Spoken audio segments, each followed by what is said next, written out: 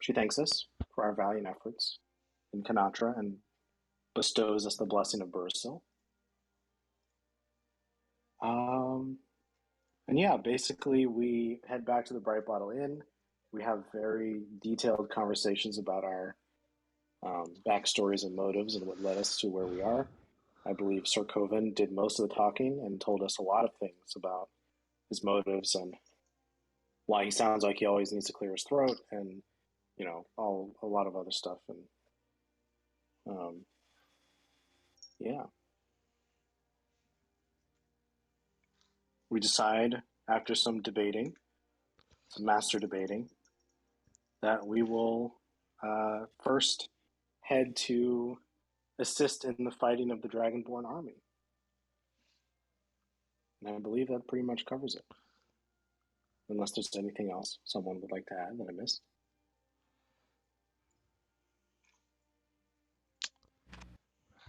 Sounds good to me.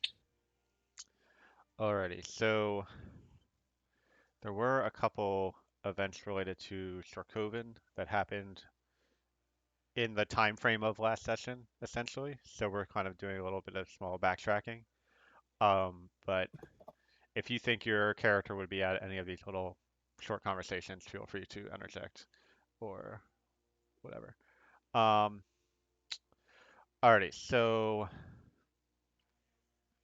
first off, Sarkovan, you are approached by Kohada, and he looks kind of upset. This is the kind of captain of the guard here in Kanatra.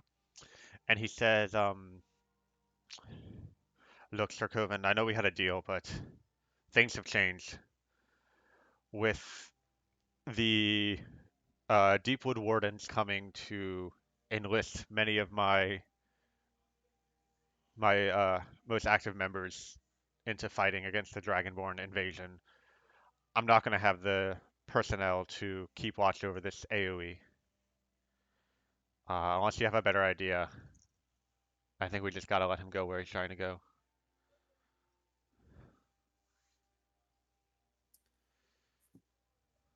Very well. I told you that the final decision was up to you. Um, I'm a little disappointed that something bad might happen to AoE, but seems as though Kinatra has bigger problems to deal with now. I Thank you for telling me up front. I wish we lived in the world where we could give the needed attention to everyone who deserves it, but unfortunately, it is not so.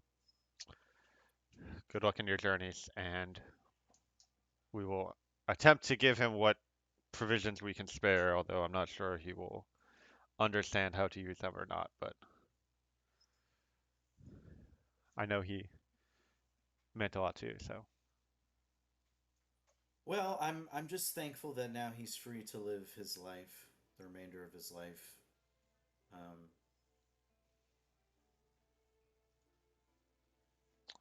I shudder to even say that because I truly do believe that he's still under the control of someone else. So it's not even right to say that, but at least he's free from the prison beneath the lake. Um, so there is at least solace to be found in that. It is true. What you have done is certainly a noble deed. Um, and if you find yourself helping out with the this Dragonborn invasion, I look forward to fighting along your side. Um, Farewell. Farewell, Kohana. And he heads out. Um, the next day, a few of you walking around the Bright Bottle notice a new individual who seems to kind of keep to himself, but it is someone that Sarkovan would recognize. Give me a second. Okay, here it is. Uh, he wears long brown robes with kind of red trim all throughout it. And he's just sitting at one of the tables in kind of the corner of the inn, uh, drinking something, but otherwise keeping to himself. Where am I in the Bright Bottle Inn? Um, Say you just came down from waking up that morning, got your things together, and we're preparing to kind of head out for the day. Okay. Do I see any of my allies in the space? Is anyone else there? It's entirely up to you. The bright bottle? Yeah. Sure, I'm there. I may have been getting breakfast before locking myself in the room again. I would probably be there as well. And is this still like Yeah, prior this stuff, or is is this before y'all kind of decided what to do going okay? forward. So like a day or Um, two before we catch up to real time. let's say that Takara is currently scaling a mountain. Okay. So Core, Love, and Lilvati are in the vicinity. Not directly interacting with you or each other, but just taking care of day-to-day needs. What do you do? Okay, just to be clear, Lilavati, you're getting breakfast at the bar, and Core and Lav, you guys are just in the space, just hanging out. Okay. Hmm. All right. So I walk up to him. I don't say hi to anybody else. Hmm. I take the seat across from him and I sit down.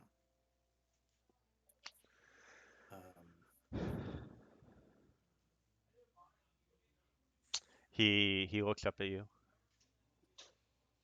and he says softly, "It is good to see you again. How fare you of late?" Things have been very interesting, and I'm learning all sorts of new information, but nothing that I felt was truly of interest. I'm surprised to see you here. What brings you to Kanatra? Well, the last time we spoke, I mentioned having a task for you here in Shariner, but I had not yet shared the details. I wish for you to gather the lay of the land, familiarize yourself with the people here so that you might better pursue this task. How has that gone?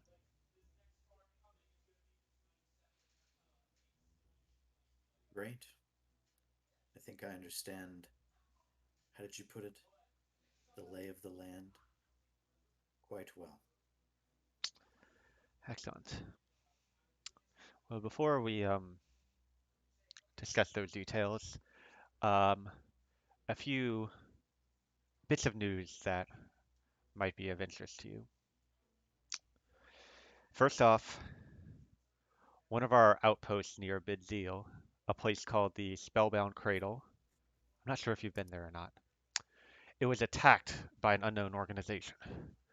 They're very powerful and had a wide variety of magic at their disposal. We were able to fend them off, but not without significant losses. If you spot them, do not engage, but let us know immediately.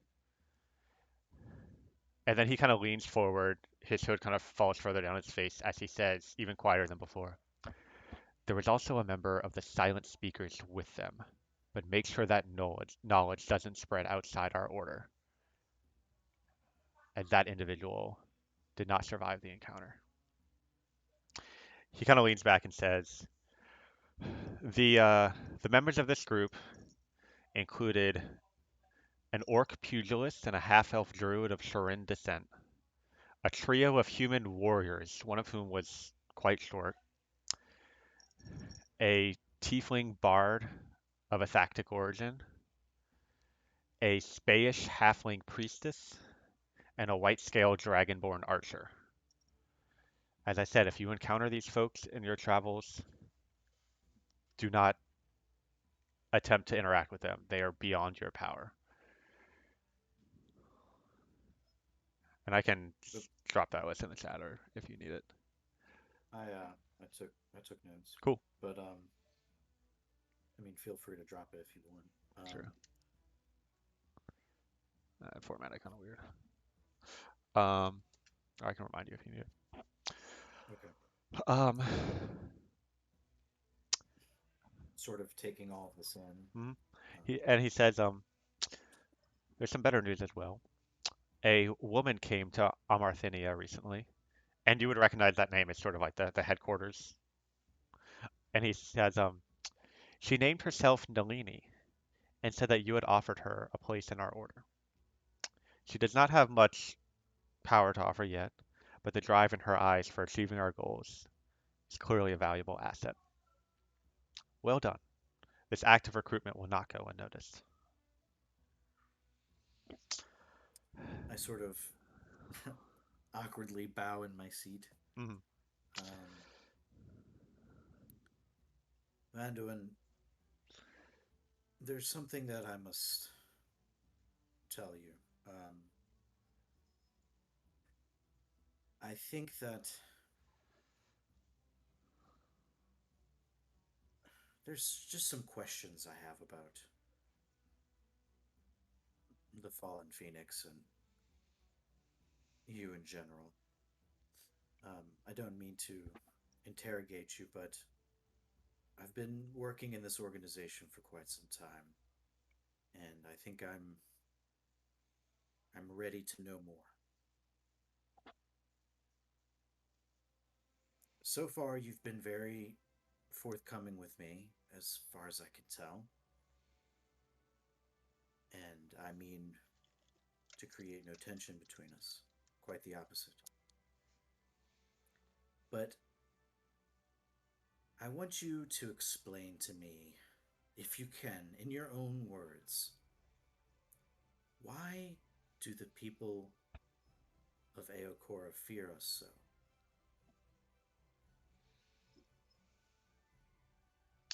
He kind of ponders your question for a minute and says, I wish there was a simple answer to your question, but the world is not so simple, nor are the people that reside within it. There are many different reasons. Some some simply have prejudices against FX as a nation. They don't understand our system of government, how the four cults can be so hands off, and the seeming crime and chaos of the cities is seen as a detriment, when in fact the freedom that our people are granted allows them to do great and wondrous things that you won't find anywhere else on this world. Others, especially those who understand a bit more of our order, see us as an affront to long held traditions. You see, the gods of our realm use the souls of its people for power, and those who serve the gods rightly recognize us as their enemy.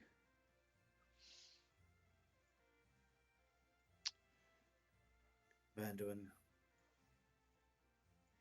I knew I made the right decision when I decided to join you all. He nods and says, some of our more powerful members have had contact with those who have passed to the realm of the gods. And while many of the legends of peace, eternal happiness in their realms, the divine planes, are true,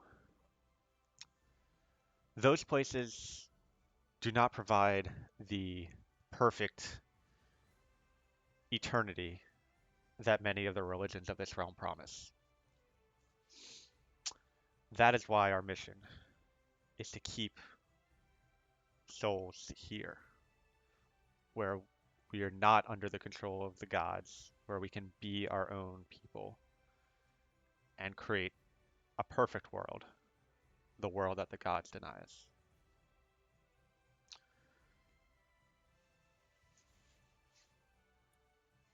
Do you have any I'm other not sure. questions? Sorry, go ahead. Yes, I do.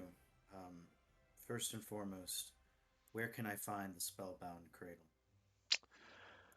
Um,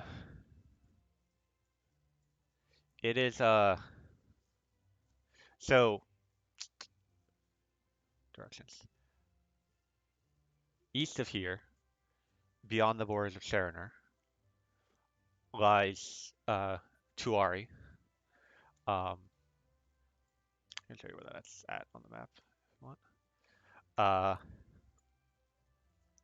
if you follow the road further eastward from Tuari, you'll reach the city of Bidzeel. South of Bidzeel are the Malateral Swamps.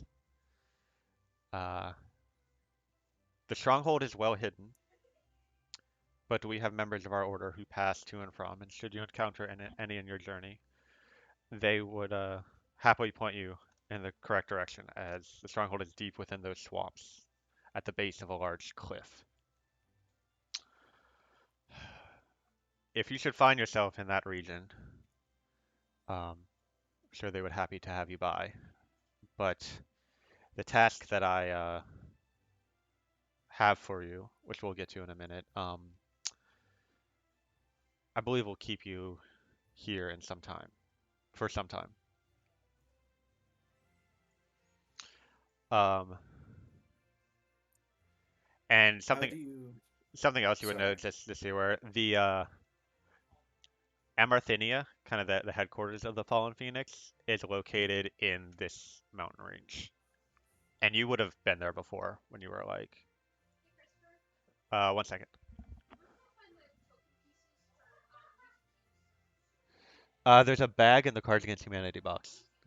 Really? Okay. Um, so yeah, what were you saying?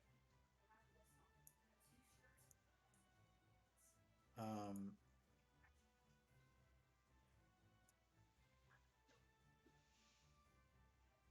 Vanduin, I've had some encounters with Yuan Ti.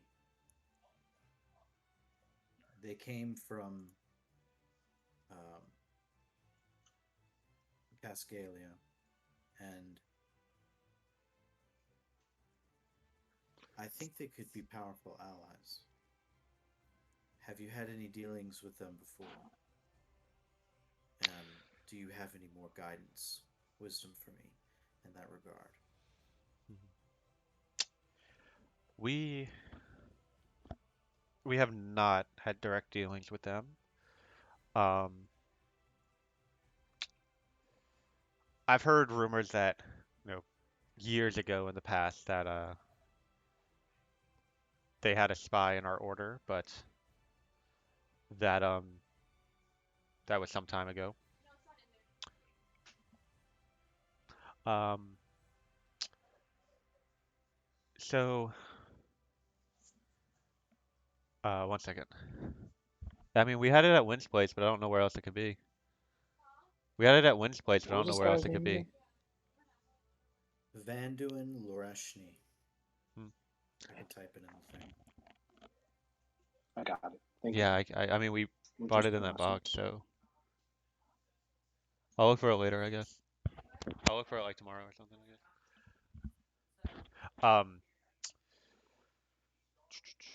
Right, but he says, I do know that the Regeneration, one of the other cults of FX, has an interest in them. Although the purpose of that interest or the connection of that, I do not know more details. But if you want to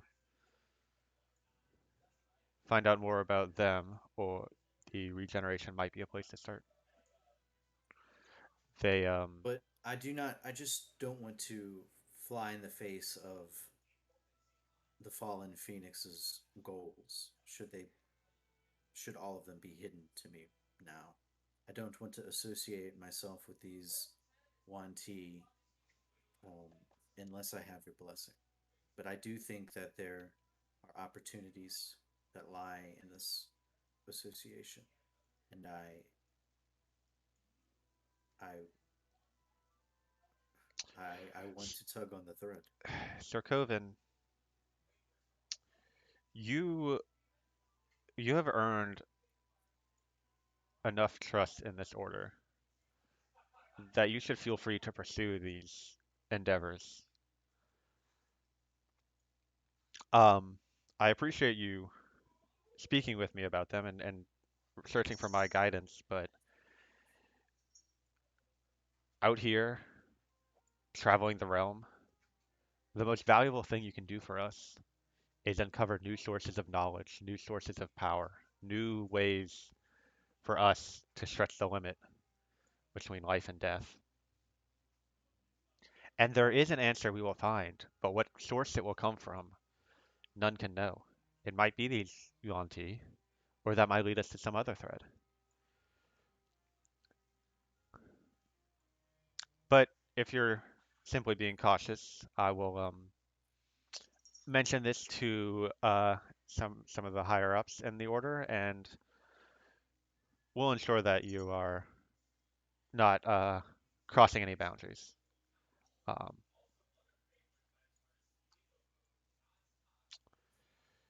Thank you. And so unless there's anything else, I'm ready for the quest. uh, I suppose I have originally planned for one task for you to complete, but in light of recent events, I have a second as well. So we'll start with that. He reaches down and pulls out kind of a large satchel and slides it across the table towards you.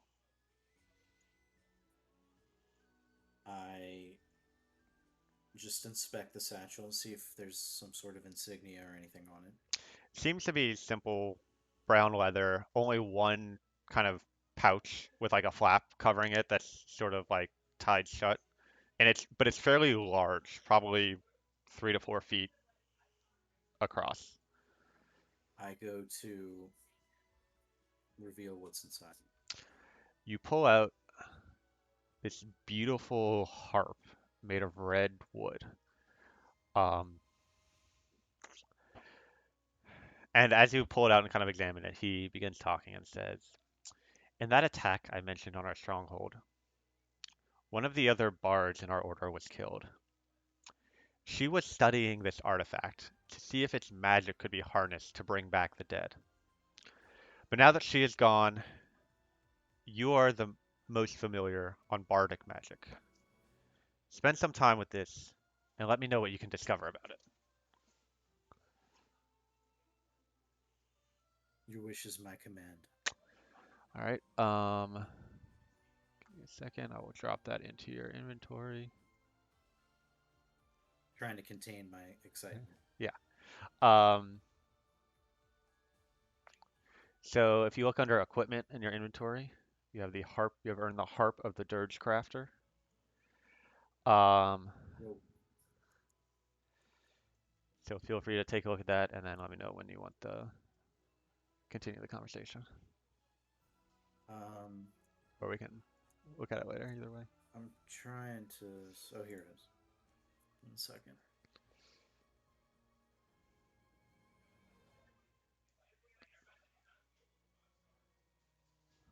Okay. Cool. Um, yeah. So then he says, now for the task I had planned prior. Just before I joined the Fallen Phoenix, I heard rumors of an individual who left the Order. That doesn't happen normally. I know he was an older human male, and he traveled through the Sharin jungle recently. He was very interested in knowledge of the past and believed that our goals had been accomplished in an earlier era, but the knowledge was then lost. I'm asking you to seek out as much information about this man as you can, but whatever you do, don't let other members of the Fallen Phoenix know about your search. All I've discovered is that he often signed his work with his first initial, the letter M.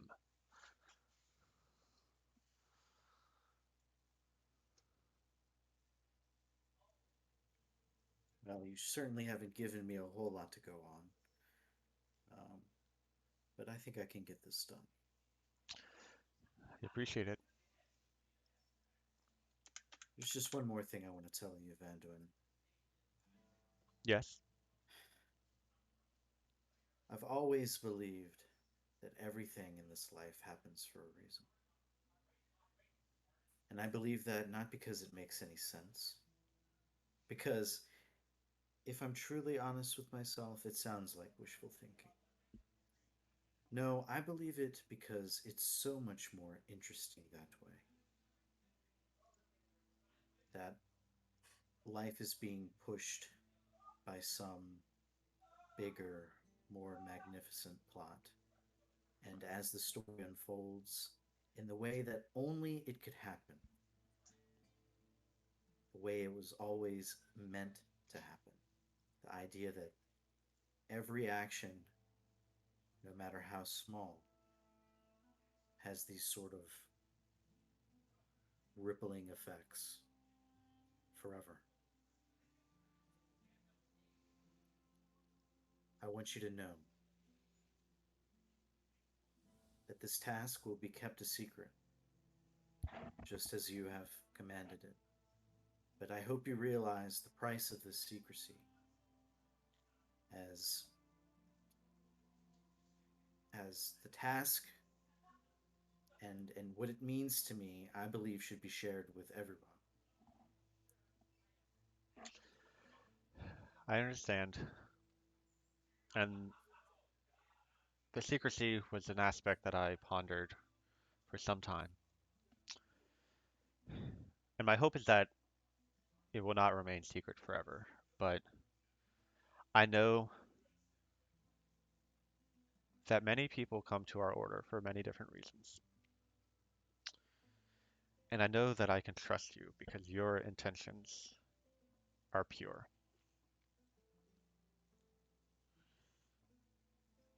But there are others in our order that I do not trust so much.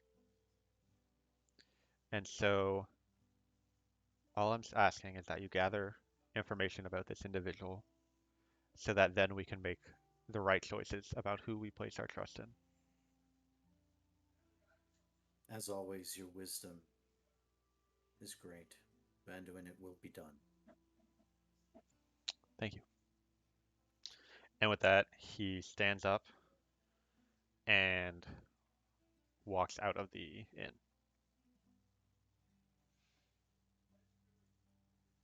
without saying another word.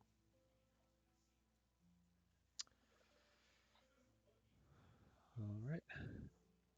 So the next day, um, the party has a conversation about whether what to do next, and if Sharkovan has anything to add to that, feel free to voice his opinion. But the party agreed to assist the Dragonborn um, and head that way and try to find out more about what was going on there, I believe. Can I? Where is that exactly? Um, so Frara, the kobold that is with you, said that the Dragonborn that she was with, were kind of building a makeshift village known as that they had been calling Al Hadan. Um, Here, actually, let me show you where that is on the map.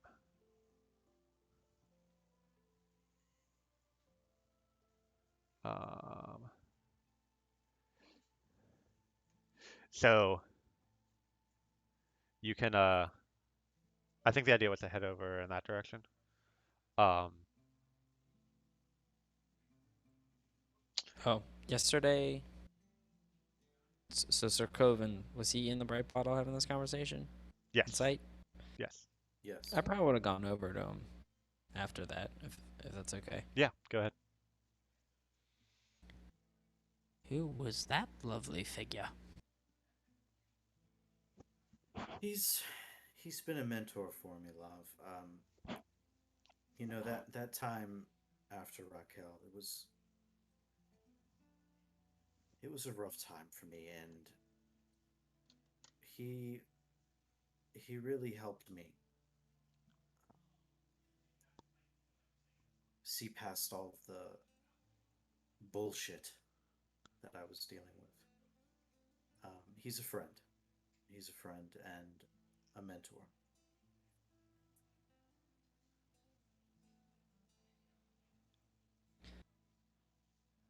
Wonderful. And is he how do you how did you get to know him? I'm not quite sure myself. I was sort of making my way around Ethax from tavern to tavern, and he must have seen something in me that I didn't see in myself, at least not at the time. Um, he kind of approached me out of the blue, to be honest, but he was interested in what I had to say. I have a lot that I want to say, and people were listening. I think, but he was really listening.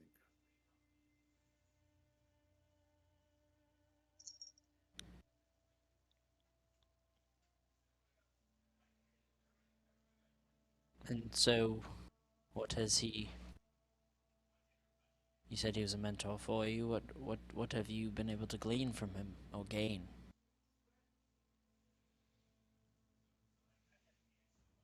Kevin yawns. A lot of No, it's things. a food coma. Don't mind me. A lot of things. Just He noticing you, buddy. um, he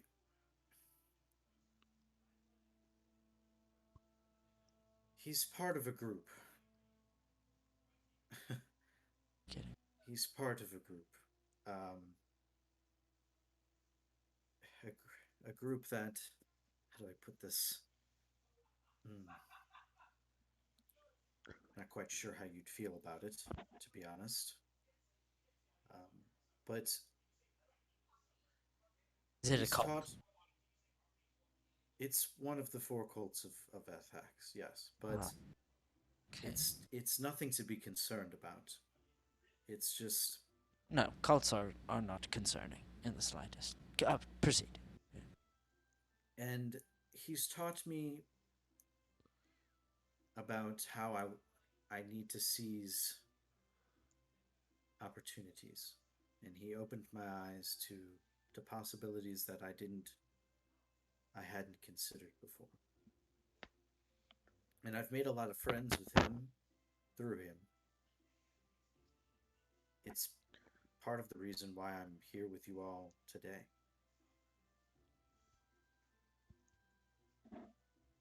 That sounds wonderful. Um, was I picking up DM? Picking up any vibes from this guy at all, or like did he seem like as he What was talking, his intention was pure? make a insight check.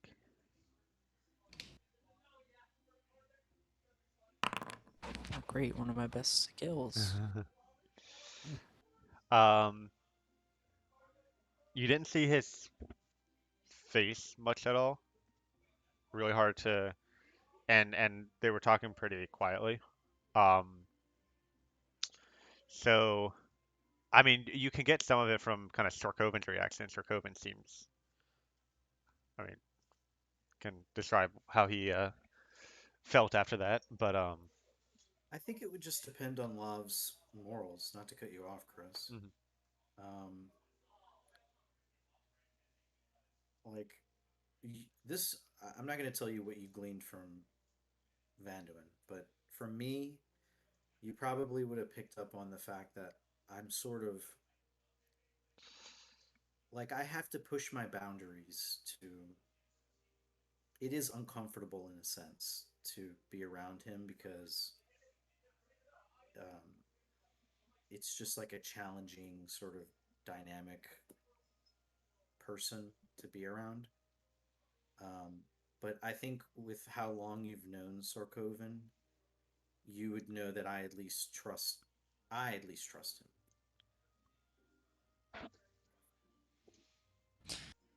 I'll just be blunt. Um, and please don't take this the wrong way. I trust you, Sokoven, with everything. Um, wh- what does he get from this relationship?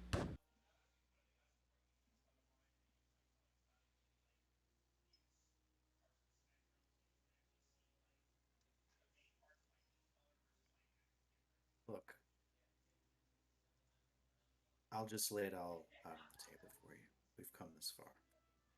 I'd only ask that this stays between you and me for now. I put my book away. He's a member of the Fallen Phoenix. So am I.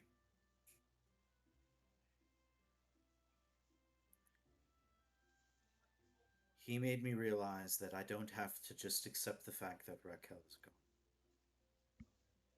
He and the organization seek a cure to the tragedy of death, and I aim to help him in that goal, for it is also my goal.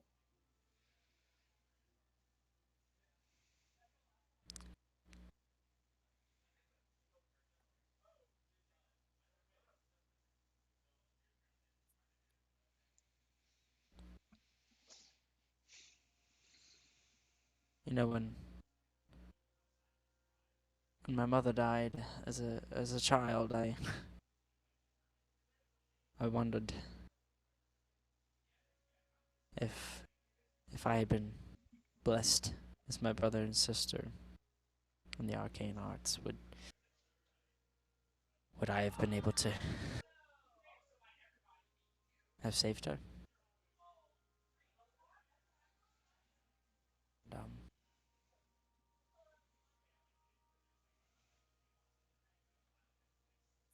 And, anyway, those are thoughts of a child, and today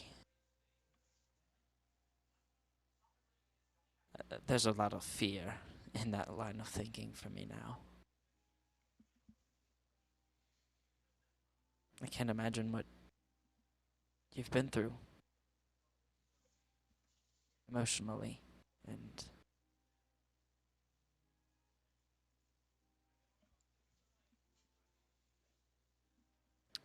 Love, I don't want to have an argument with you about this, and I know how you feel, but I just want to say this, and this is all I'll say. This world of Eochora is filled with magic and of things that defy logic and reason. You yourself know this firsthand. You've seen the power that magic allows one to wield. And there are evils out there that are taking advantage of this power and will stop at nothing to use it. But it's not just the wicked who use the power, it is also the good. Magic is a source of power and good. I truly believe that. All I want is to be able to use just a small bit of that magic to undo something that never should have happened. She had so much left to give to Eochora. To me, I deserve that. She was a good person.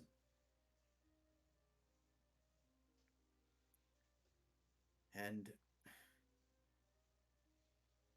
if magic is to be used for all of these things, to fly in the air, to bring giant flaming rocks down from the sky to destroy a countryside or a city or a million people, then why not use it to bring back one person? A truly good person.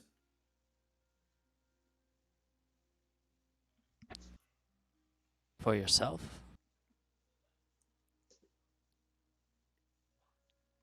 I would be lying if it was truly just for myself. I think that she would have wanted to live.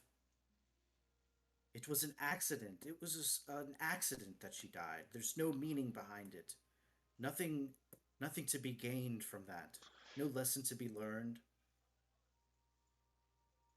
It wasn't supposed to happen. It was a mistake. I know it was really meant to happen. Things happen for a reason, but not that. Not that way. There must be some other way. This was the way that was supposed to happen for me to do this, to discover this power, to lead me on this journey. I know it. It's so clear to me now. Lav is looking at Sorkovan like he's never looked at him before, with a realization. And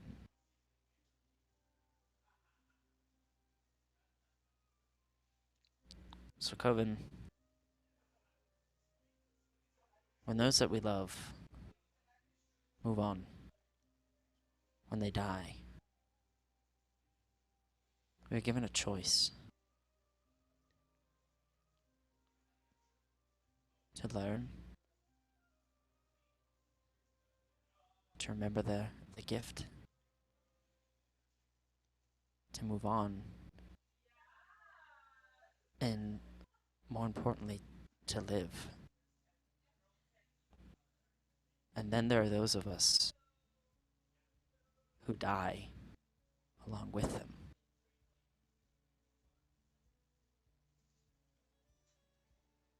And I fear that that may be the path that you are on. No, I've never been more alive. Since the day she left. Okay. I only I only broached the subject, friend, because, well, I've been taken advantage of by people with more power than me. And I don't want that for you. I think you will see. Damn I'm it. not saying it's I'm happening, so angry right now with you. but that is my fear. Your father is an evil man, and you're blinded by his evilness. You think that more power. I don't know what you think, but Vanduin is not like your father. He's never asked me to do anything. He's never asked me to do anything evil. And No? he's not forcing me. I'm not his slave. I joined them willingly.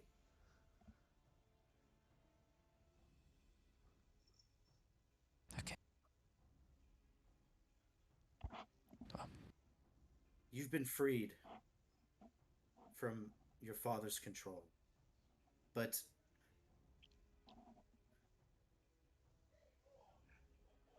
that was a good thing, and I'm happy for you, love. But I'll never be truly free. Not so long as Raquel's still dead. Lilavati, you got something? Would at any point this conversation have gotten like loud enough for other people to overhear? I think so. Okay. I would just like to listen in on it at this point. Mm-hmm. Yeah, you and Core are able to do so, if you're willing.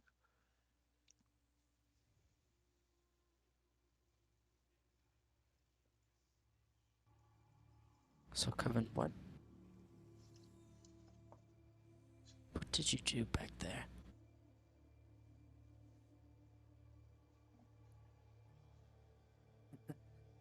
Um, why does it matter to you?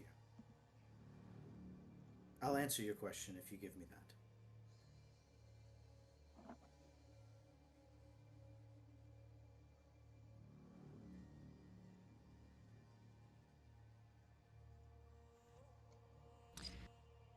I think it may relieve, alleviate my fear, or confirm it. Okay, then I'll tell you. You're not going to like what you are about to hear. I'll tell you.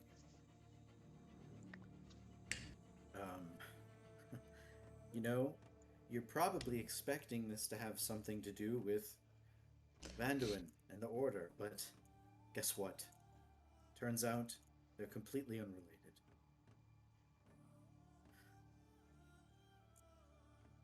And if I could just remember the name of that person. Held an ocean. Yes. Love, do you remember back within the Lake of Evolution when we killed that creature, Heldenoshi? The blood that you saw all upon me and dripping from my mouth, it was Heldenoshi's. Heldenoshi was already dead, if that makes any difference to you. But I didn't need it, but I wanted more power. And someone very close to me told me that I could get it so long as I was willing to take in a part of Heldenoshi's blood into me. And that is precisely what I did. There. Are you satisfied? He's definitely like he definitely seems different from after that moment, or no?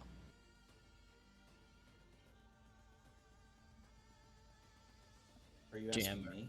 Oh, I'm asking the GM or you. yeah. There's definitely been a few things that were different that I told you about over the past couple sessions that Lav would have picked up on. Um, yeah.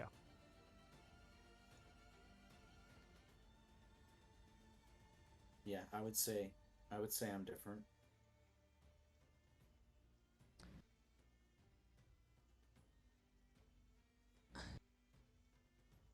I always wondered.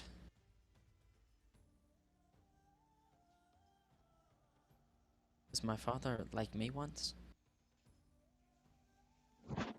Was he taken advantage of? Used?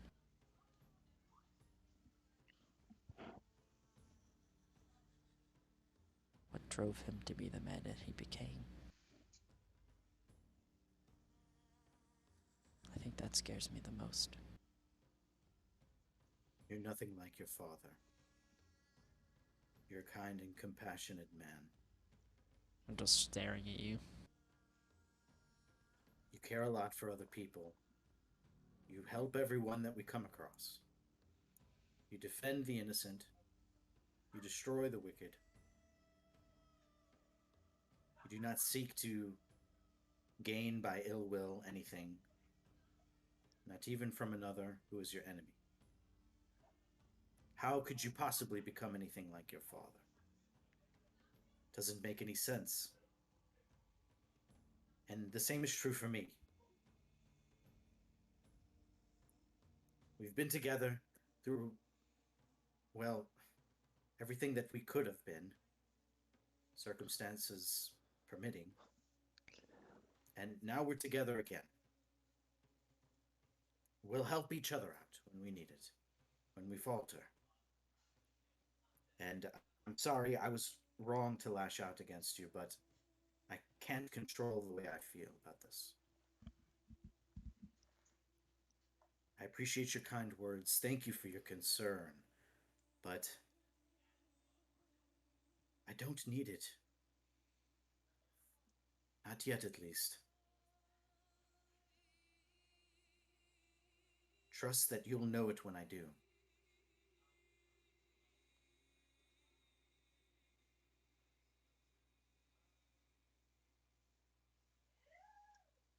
I don't want to see you get there to that point. Well, what are we going to do about it then?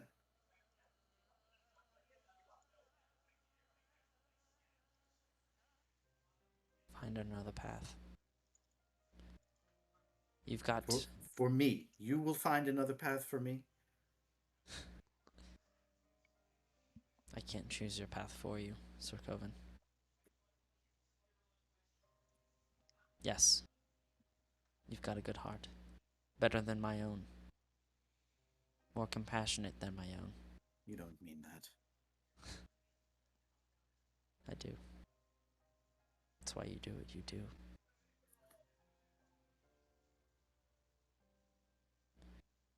But the most compassionate, innocent,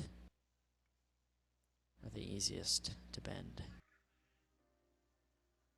Be careful. Please be careful. You have my word. I'm just gonna take a walk. Okay. Little Vati, you see Lav just kind of get up from the table, and things have quieted since some of the earlier outbursts, but seems like they've kind of come to some sort of resolution to whatever they were arguing about.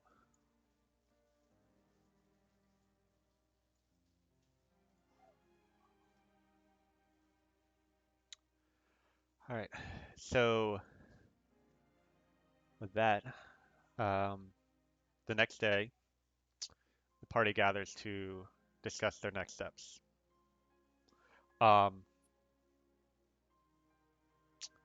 The only thing I would have said, I would have agreed to go to mhm. Al Hadan. Al Hadan.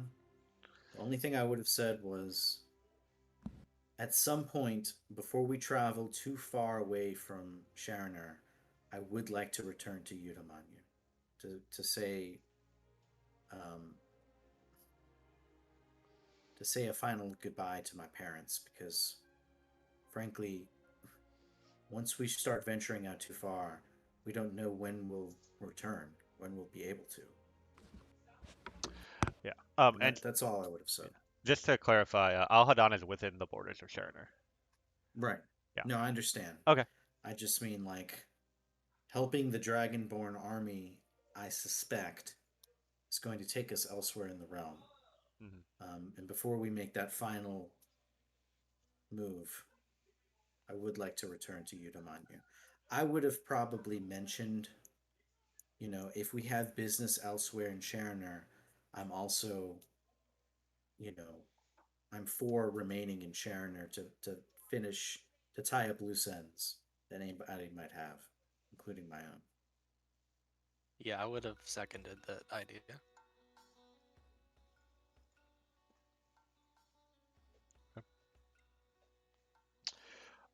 Yeah. All right. So as you're kind of discussing that, you see the doors to the bright bottle open up, and two human men walk in.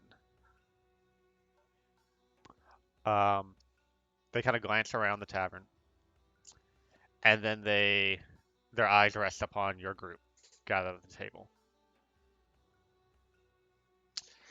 They approach your table. Do any of you do anything or Do they look like they're hostile? um make an insight check?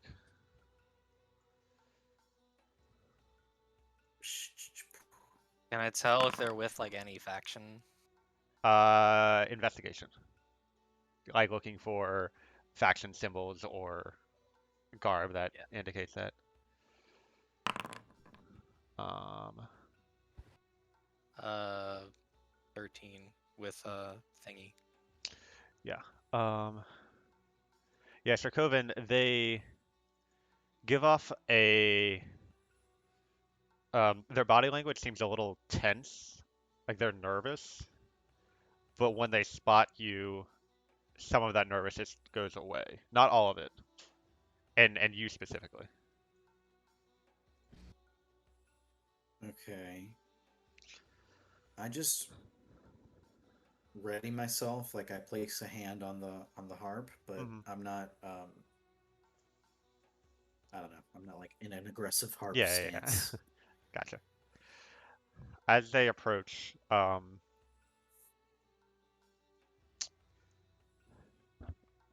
of them who's kind of leading somewhat, he says, mind if we join you?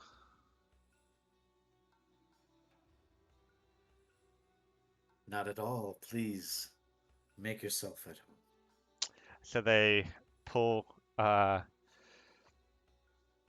couple of chairs over from another table and sit down. And the kind of leading guy seems to be like kind of thinking what to say as he like sets his elbow on the table. But the other guy's kind of leaning back in his chair and just kind of starts laughing. And he says, Salpali, I never would have imagined we'd be in this sort of situation. Um, but Can I the tell who's who? yeah, so Polly was the first one to speak, and then you recognize the voice from the other one is Tlaloc, um, who you fought in the first session of this campaign. Uh, but Zelpali just kind of smiles, um, and he says, "Well, we received your letter, Sir Coven, several days ago, and we couldn't help but be curious. So, as long as we seek to help each other," and he kind of looks to the table, to the rest of you. He says, I do not know how much Sir Coven has told you of my daughter, but she is the only reason I have taken the axe that I have. All it takes for her to be cured is a simple coatl scale. And if I could receive one of those, well then, I'd have no reason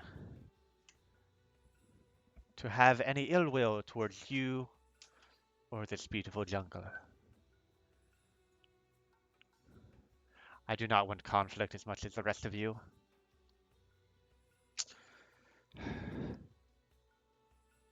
Zilpali, if I may. Friends, please, at ease. Zilpali and Tolalik here, they will not harm us, despite what you may be thinking otherwise. I turn back to Zilpali. Zilpali, help me understand. What do you gain by terrorizing these people simply because you cannot find a coatl scale?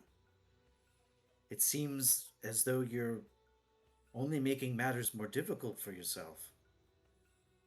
What is the expression? You get more flies with sugar than crap? Maybe that's not true. He kind of laughs and he says,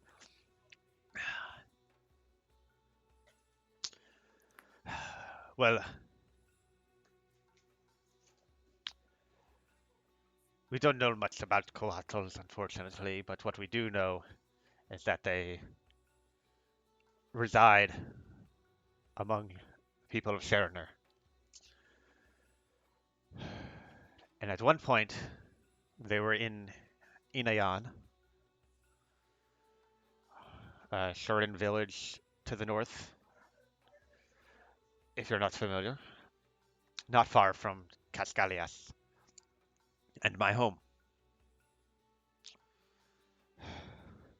Our plan that you had so keenly interrupted was to assassinate the Archdruid of Inayan so that the defenses there might be weakened, and we could find any coatl scales that might have been there, or at least information about the creatures. Because, as I said, that's the only lead we have. Zilpali, I know you're desperate, but this is not the way. I will help you find a coatl scale. but not at the cost of innocent life. So long as you give me time, how much time do we have, Zopali? Do you know? He kind of like leans forward and puts his head in his hands and he says, I do not. I have the, communicating with Torhueco is and my wife is difficult. Quetzalcoatl cannot fly that far alone. Last we heard was about a month ago, and she was stable, but the signs are clear. Scale rot is inevitable without the Coatl scale.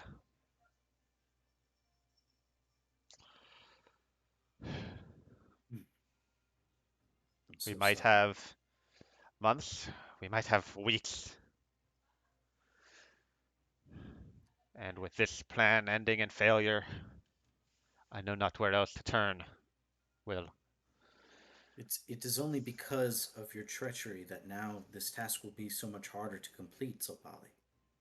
Don't you realize that by attacking the people of Sharoner, now if I come to them forthright with the need of the Coatl scale, they will not give it to me. I will make enemies by helping you. And my only hope is that I can both retrieve the Coatl scale for you and mend this rift between Casgalius and Sharoner, a needless rift. So, Coven, have you ever been to Cascalius? Never in my life. You must trust me when I say that it is quite different from Sheridaner. We Wanty, we do not desire conquest or expansionism like some other nations. We simply desire peace, comfort, and safety in our glorious cities. And it is that desire that draws me back there. Yet I know I cannot return until I am sure that my daughter will survive. Because a Torhueco without her is nothing. I want to go back. I want to leave Sharoner alone. But I cannot until this task is done. The people of Sharoner will never understand our ways. A cost of our isolationism is that it is difficult for us to understand the people of this realm and the people of Sharoner to understand us. Which is why I was so surprised about how compassionate you have been with me. That you have been willing to give me this opportunity and aid me despite what I've done. So, Polly, it was only through your guile and trickery that I was able to live life in your shoes, literally. There is greatness within you. You have, you're clever, you're skilled, and you've been driven into a desperate position, and I understand that, but This I guile, don't. this trickery you speak of, this is not my doing. This is Zyther, who works through me. Yet, I had placed my trust in him my entire life. And then I saw him falling from that tree, defeated by the very gods of this land. If Zyther cannot help me, how can you?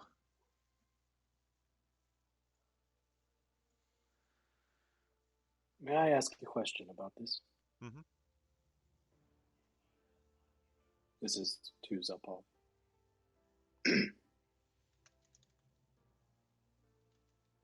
I'm glad you brought that up because this god of yours did not just want to save your daughter, did they?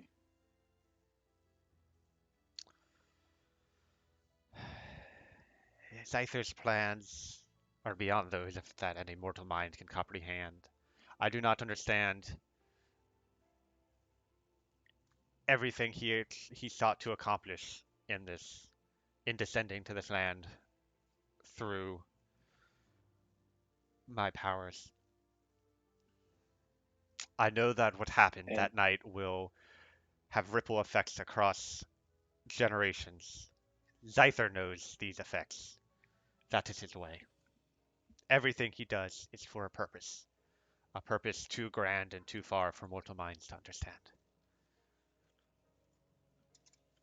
that may be true, but what I can understand is that people died. And that is a consequence that is not so difficult to comprehend when you are surrounded in blood and death. He stares at you Is and just says,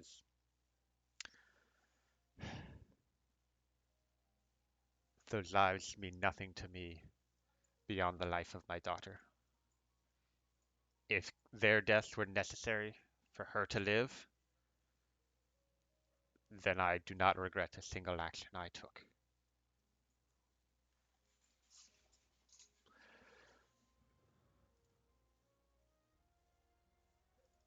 and so I ask you, how necessary were they, given that the husk of that snake now lies at the bottom of a tree? He just buries his head in his hands. Tlalak puts a hand on his shoulder. I do not mean to shame you. I wish to impart the importance of the consequences. And might I add, all of this is time spent away from someone who may not have much left. Zelpali gives like a heavy sigh, but doesn't say anything for a moment. And then Tlalak says, all of this is in the past. What matters now is what we do next. For that, we have come to you for guidance. And on Dalalik. that note, let me be one more thing, sorry. Let me be very clear on that note. I am with Sorkoven in offering this gesture of compassion. In fact, I am impressed by it greatly. However, this compassion must be returned. And what you just said to us, oh my God, who is this man? 1 second. What's up? The hell? Nice. Say hi to Joe. Hi, Joe. It's Chris's lover, obviously. Lucky man, both of you. What the fuck was I saying? Um,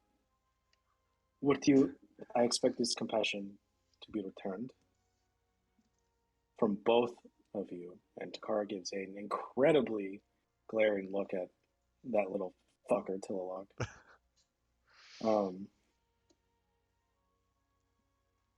What you had just said shows a lack of it, but I hope that changes.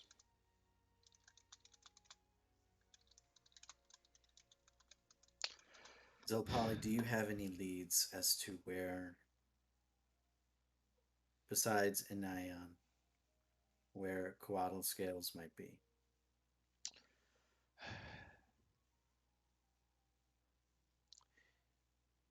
He,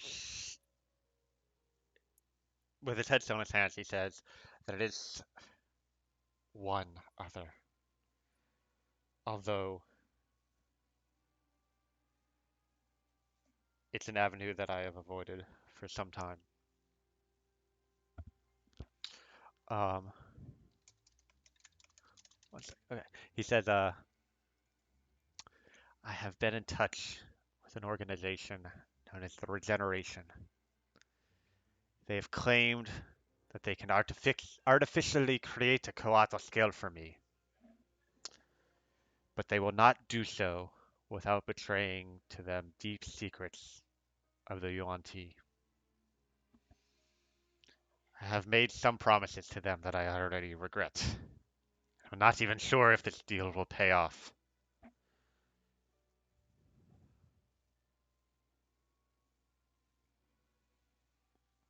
Well, I can understand why you'd be hesitant to pursue a coatl scale that may not even work.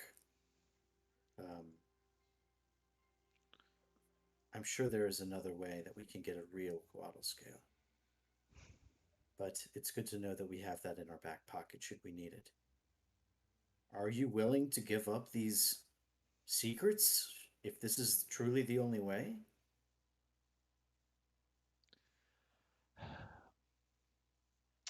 If word reaches Torhueco after I do such an act, I will be executed immediately, if I can't escape the city. But as Is you your said, death I am a desperate man, and I do not see any other avenue. your death is I won't interject, but we will find another way. And with that, I would just like to say something to you, Talalik.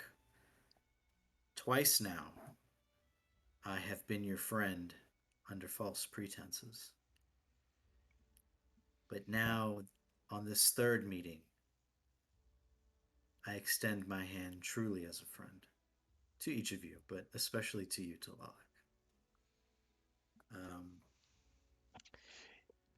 You and even certainly had me convinced there. Uh, it was quite an interesting experience, and Zapali and I had several laughs about it afterwards. Once we had time to gather our thoughts with everything that's happened, but it's strange. I feel like I know you, but I don't. But I also do at the same time. I think we understand each other quite well, actually. So, are they in disguises? Like, are they disguised as humans? Yes. Okay. And if you do you like actually extend a hand towards him? Yeah, fully knowing that they may not understand the gesture. They've been here long enough, so he'll reach out and shake your hand. But when he does so, your hand kind of partially somewhat phases through his, and you feel cold, hard like scales shaking your hand. Hmm, okay. Yeah. I mean, it's pretty clearly they each have a disguise self active. Mhm. Um,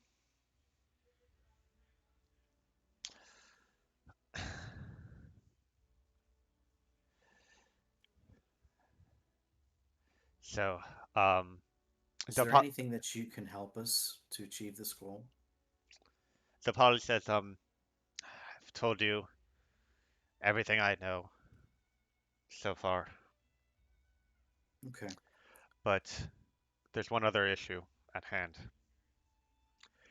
I'm afraid concerning Etolia.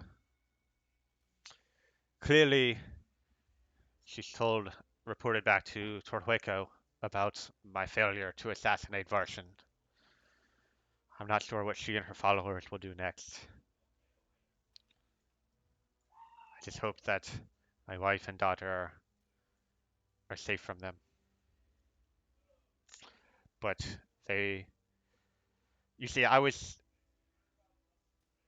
merely a pawn in the full operation here. There are others in Cascalias who have grander plans with what is going on here. And acquiring the Coatl scale It's a valuable objective, but was not the highest priority for many others from my homeland. Be See, careful. I know not what allegiances I still have there, but my priority has remained the same, and that is saving my daughter.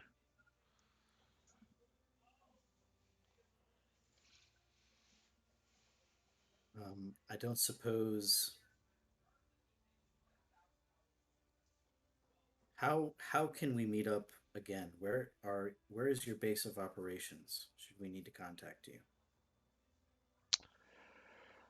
Well, we don't particularly have one.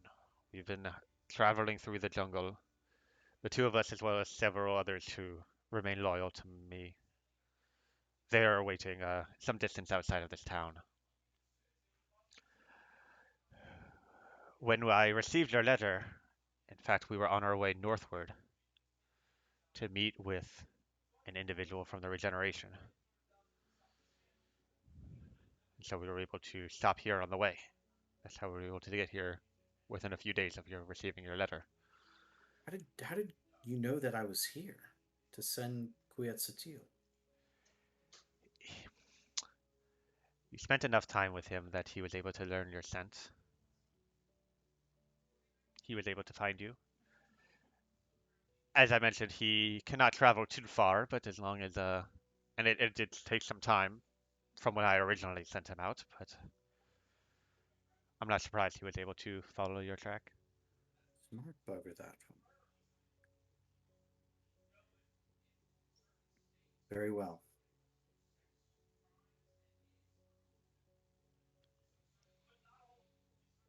If you continue to travel north to meet with the Regeneration, just know that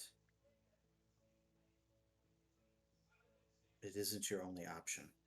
You do have me, and I believe Eochora as well, and perhaps others. But at the very least, you must promise me that you will spare the people of Sharner. If I find that you have betrayed us, you will never see a coatl scale. Roll And intimidation. I mean that with no hatred in my heart. Just kidding. Okay. Um, intimidation, you say? I'll be heavily scrutinizing this answer, so whatever he gives. 26. I like to think Roll that. insight ahead of time.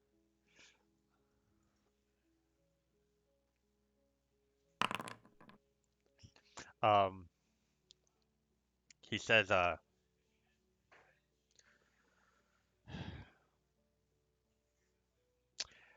everything you've said about my first attempt, I've just been replaying it in my mind this whole conversation, and I know what you have said is the truth. Half of the Wanti that came to Sharoner with me have abandoned me to join Atolia. Those few that remain lack the knowledge to pursue other avenues besides the most desperate ones.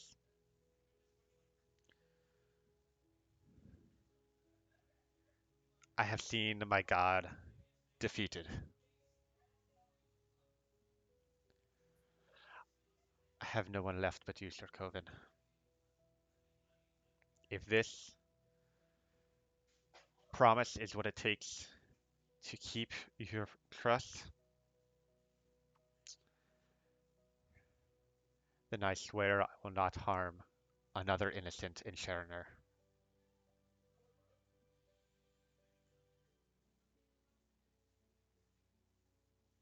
And Talala kind of says, sure, Lila. I'll agree to that.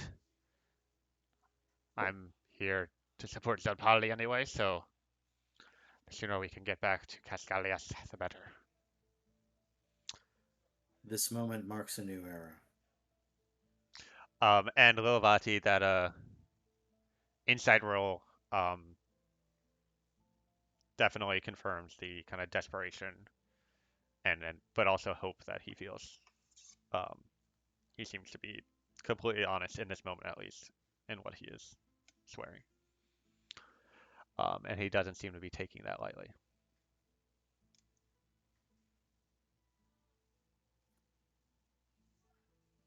Let our alliance be true. Thank you for aiding me.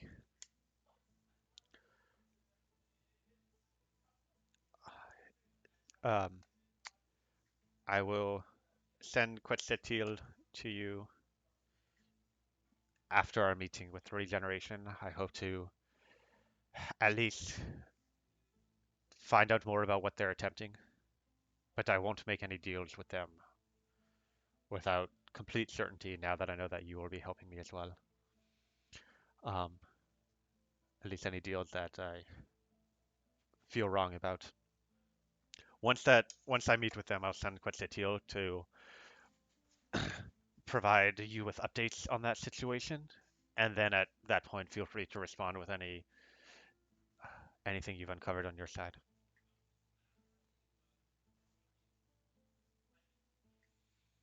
It shall be done. Thank you. And he turns to the party and says, "Thank you all for understanding the situation I am in. And I tell you, if you do this Help for you. me, I will be in your debt for eternity." That's a long time. Are you going to live that long? Oh, I doubt it. But the offer stands. And with Uh, that, mhm. he would only see Lilavati giving him death glares the entire time. Okay. Um,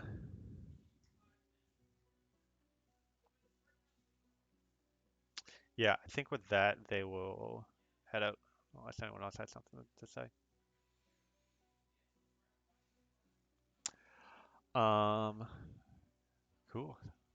What are y'all doing now? So the instant they go through the door, or a little bit after, um, Lilavati, who's been has like a death grip on whatever drink she's been having, stands up and throws it at the wall to the side.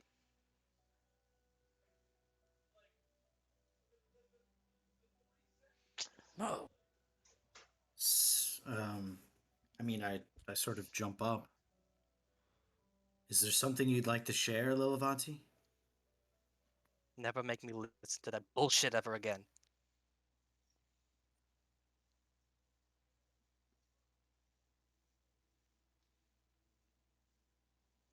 You don't have to assist me in this. Go ahead, Lilavati. Spill it on the table.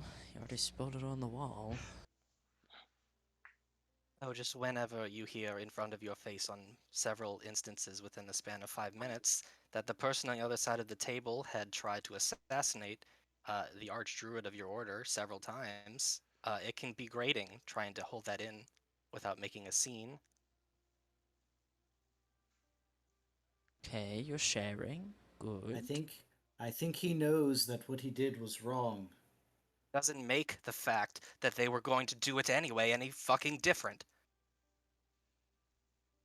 I don't care about his intentions.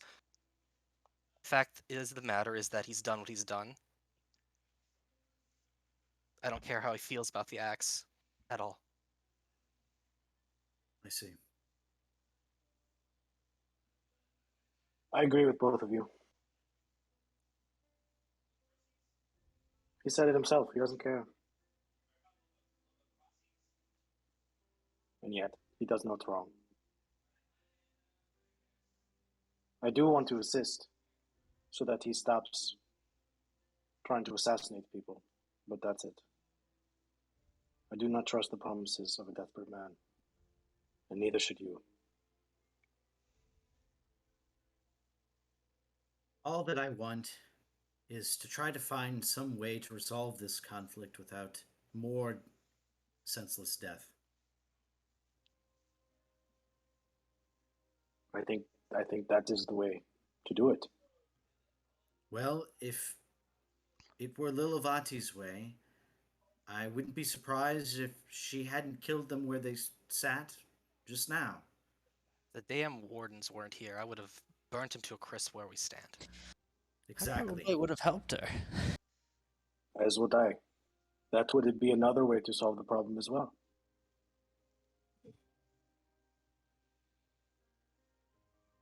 But not without further senseless death. I'd just like to make that clear. Correct. He was a dead man, the man he tried to attack countless Utamanu citizens. What right Also does he correct. have to a life after everything he's done? He has no right. None of us do. And yet you would defend him.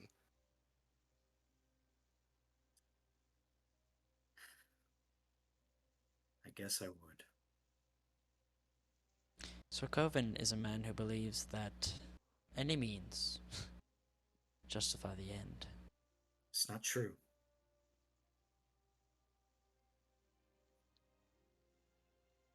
We'll see.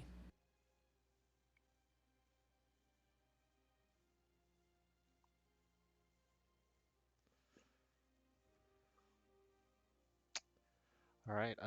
With that, I think now's a good time for everyone to take a little bit of a break. So go grab water, go pee, and we'll be back in 10 minutes or so. No, Chris. We're not done. Core, what do Damn. you have to say about it? Yeah, on that happy Huh? on that happy note. Later. Ooh. Man, this is so good. Drown.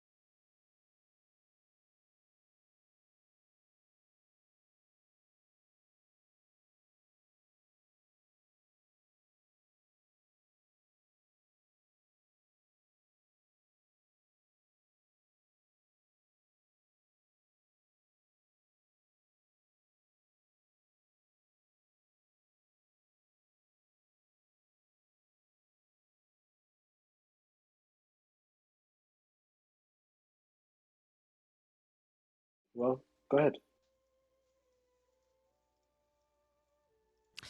Okay. I flip the book open and I say, "You know what? This is yours. This is personal. You, please."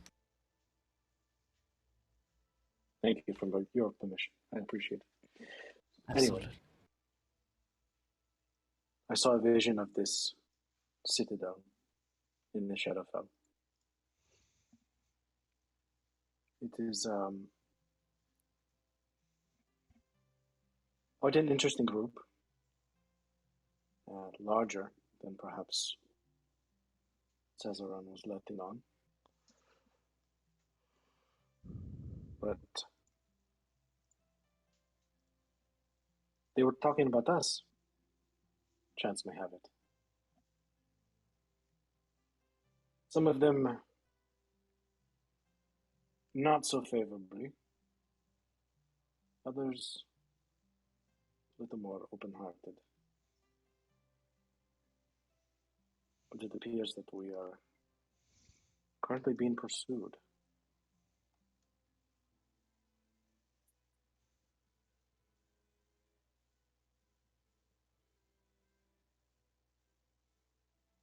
How do we feel about this?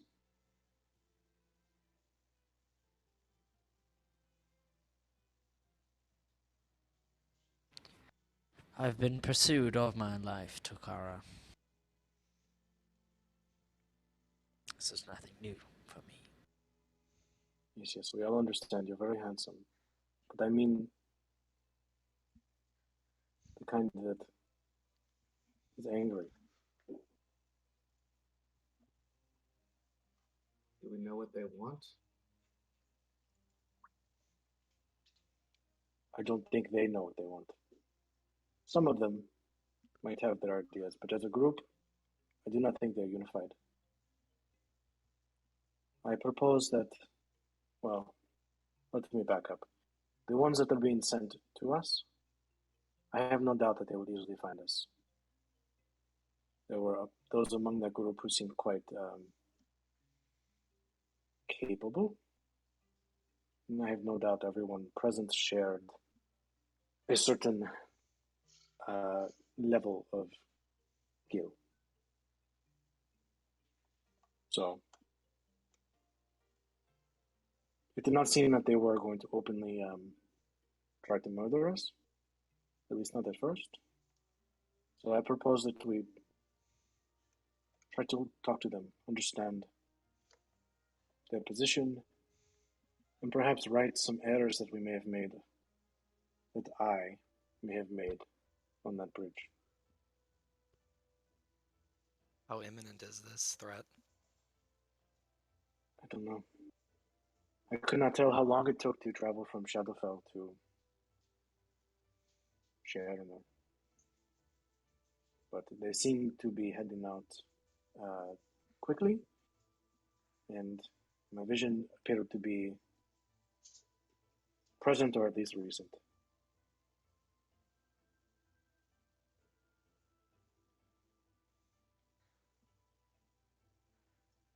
So we may encounter them at any time.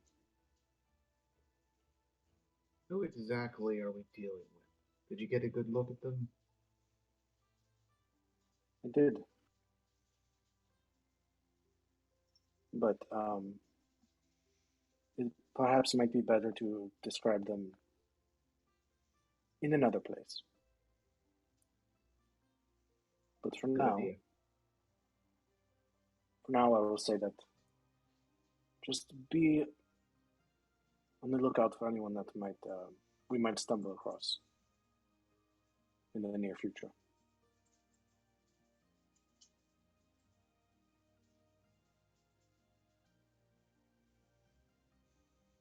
Are they going to try to kill us, or Perhaps.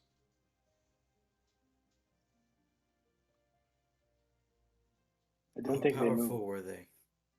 quite.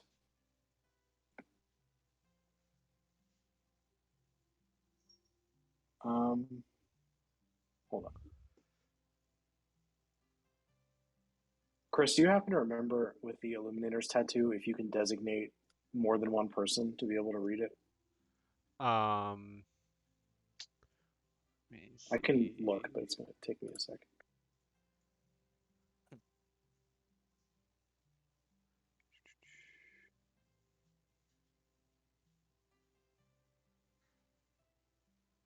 I'm not sure.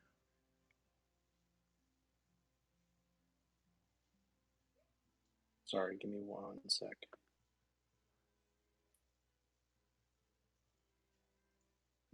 Anyway, um,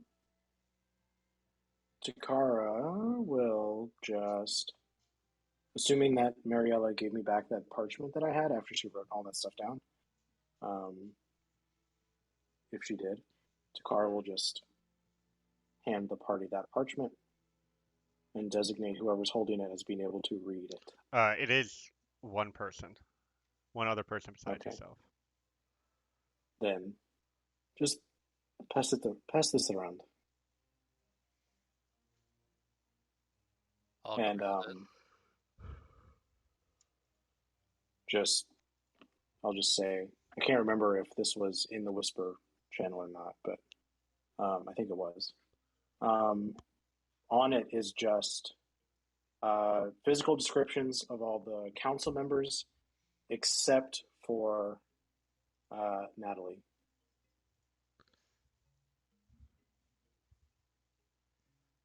As well as names.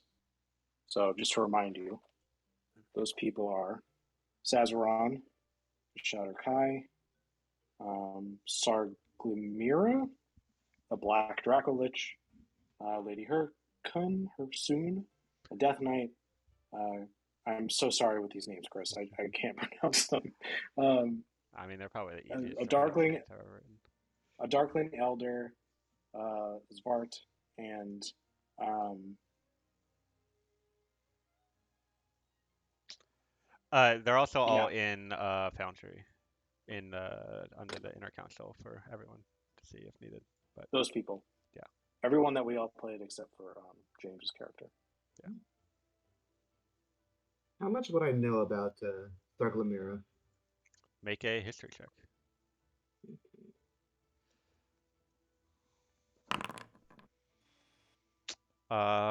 You do not recognize the name.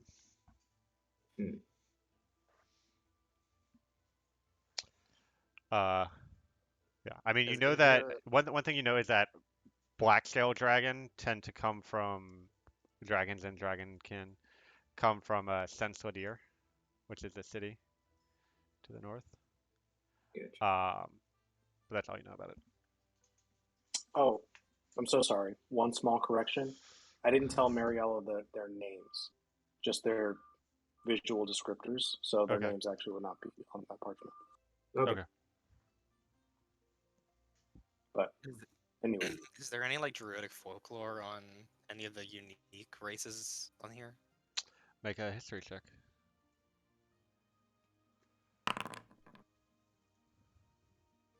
Let's see.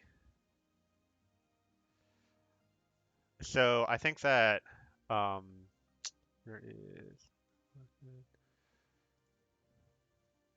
So the legends and kind of history of the Darklings would be something you've heard in like bedtime stories. Um, and you should have access to that information since you played KW Katha. Um, I mean, you fought some experts on the bridge, and you know that they are also creatures from kind of legend. Um, that I'm trying to think if you would have any details about. Like you hear them in the similar sorts of stories that you would hear about Darklings as well. Um, and then Shatter Kai are kind of interesting to you because Takara described them as, elvish looking but with very pale skin.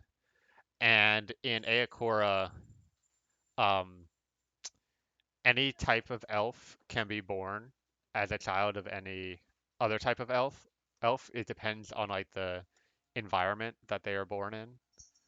Um, so it's interesting that like you've never heard of these Shadar Kai, but they sound like basically if an elf was born in the Shadowfell, they would be this kind of creature. Is what you kind of reason from that.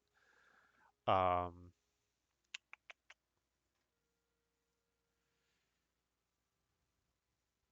and I think that's all the information you have.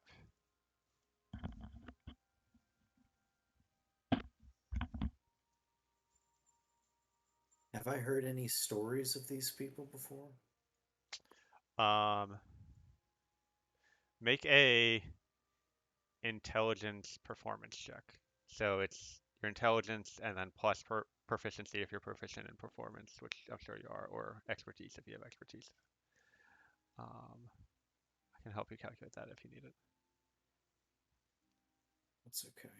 So Chris, basically the first like 3 sentences in Katha's journal. Um, yeah. So that's just gonna end up being a And the parts where it talks about how I would say the details about their how they age and the effect that light has on them and their fascination with oof. art and things like that. Um,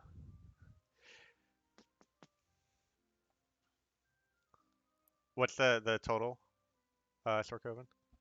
15. 15. Um, Wait, is it oh wait, no, my it. intelligence bonus plus my performance or just the But like performance? it's your intelligence instead of your charisma when calculating performance. So, Oh, then in that case, 4. um, No, 3. No, 4. because but since you're proficient, you have expertise in performance, so you add double your proficiency bonus still. Um, Oh. which means the total modifier comes out to +9, which puts your total at 10. Um, yeah, I mean, I would say you've heard the tragedy of Lady Harkoon. Okay. But that's it. Although in the stories that you've heard, she she died in the fire, and that was like the end of the story.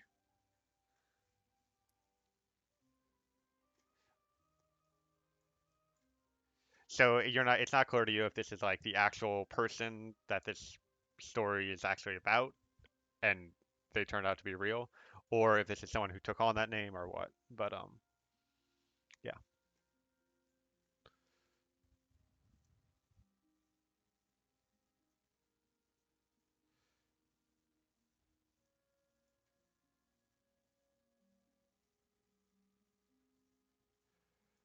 Um, yeah.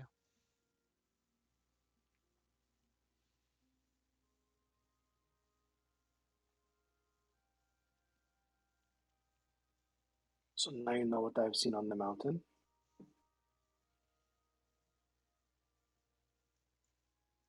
And you suggest that we keep our wits about us, not to engage them? I only suggest that it is beneficial for me to be open about this information as they are hunting all of us. Frankly, I do not know what we should do because they do not know how they feel about us. Hmm. Based on the conversation I was privy to, I mean, are you outside of character? Are you trying to be deceptive about this? that is the truth. Okay. It can be So, up to Sarkovan may believe it or not, but so no, I'm not trying to be deceptive. okay. I mean, I'm not. Didn't Havoc tell you he wanted you to kill him? Correct. Okay. All right. Just making sure. Yeah.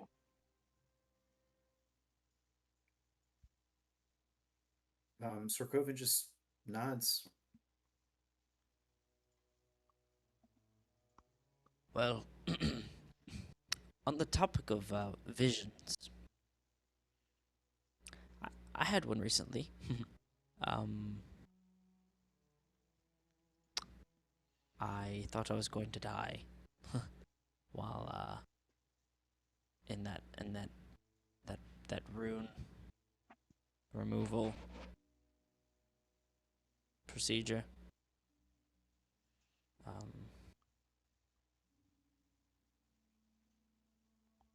I don't know. Maybe I shouldn't share this.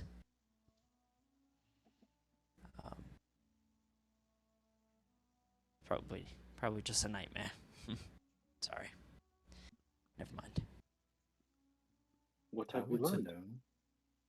know. Also, Lilavati, do you mind just lighting Yeah. this on fire? Yeah. Oh, sure. Thank you. The parchment. That. Anyway, continue though.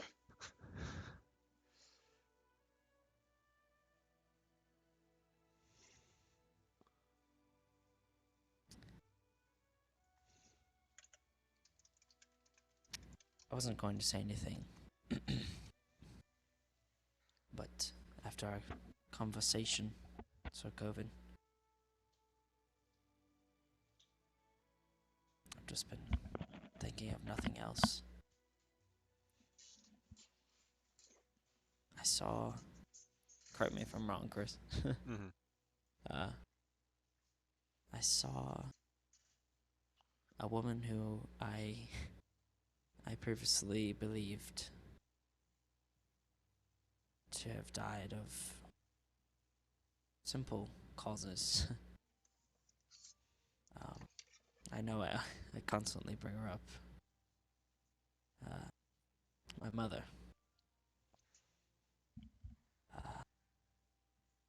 I saw my mother, my father,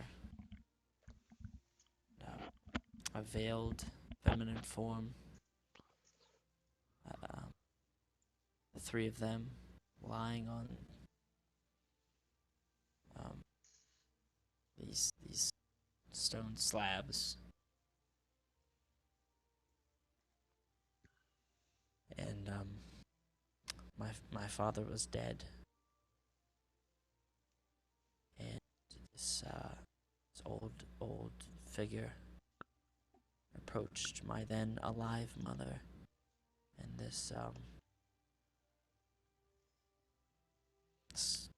the other woman was alive as well, right, Chris? Yes. Woman, and gutted them, and I got to witness that. It looked like there was an attempt to bring my father back to life or something. And to me, it looked like it failed, right? They Yes. were all dead. Yes. And it looked like it had failed.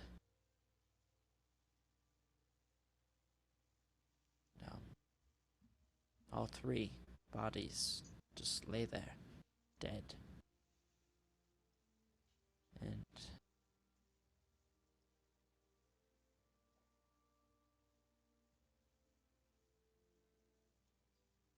my father is alive. So what I saw couldn't have been true. Couldn't have been true. Must have been a nightmare. But Insight check. No, I'm just kidding. can. But there's no way, Tokara, that what you saw was just a vision, just a dream. You believe it true? It would only be false if my god would be motivated to lie to me. So you believe it came directly then? Oh, I know it came from him. I saw him. He spoke to me, actually, which I did not mention, but it was a blessing I'm most grateful for. Okay, well, I guess makes me feel better that it came directly from a deity than just being a nightmare of sorts. So we'll keep our wits about us. Sure. I would like to add that it it's not coming from a deity does not make it any less true by inherent nature. Well, it came in a vision, so I just guess you're right. We live in a fantastical place. People who are not deities can conjure visions, I'm sure. You're right. But I guess I trust your deity more than the average Jojo Fett.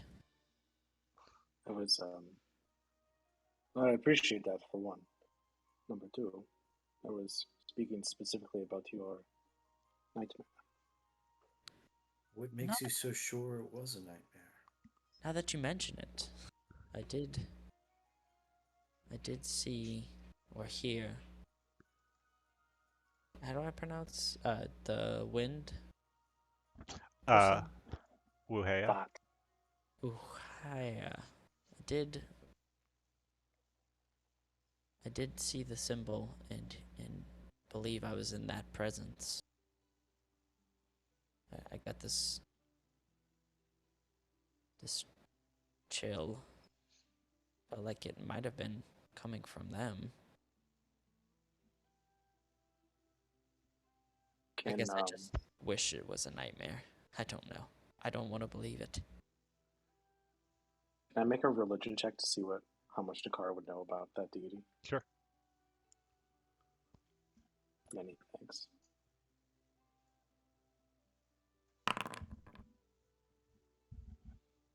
Oh, Yeah.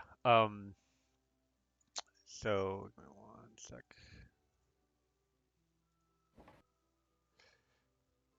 quick, Chris, write all the lore right now.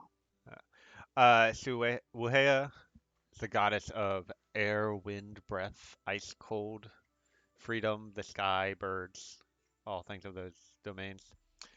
And you've actually heard of her.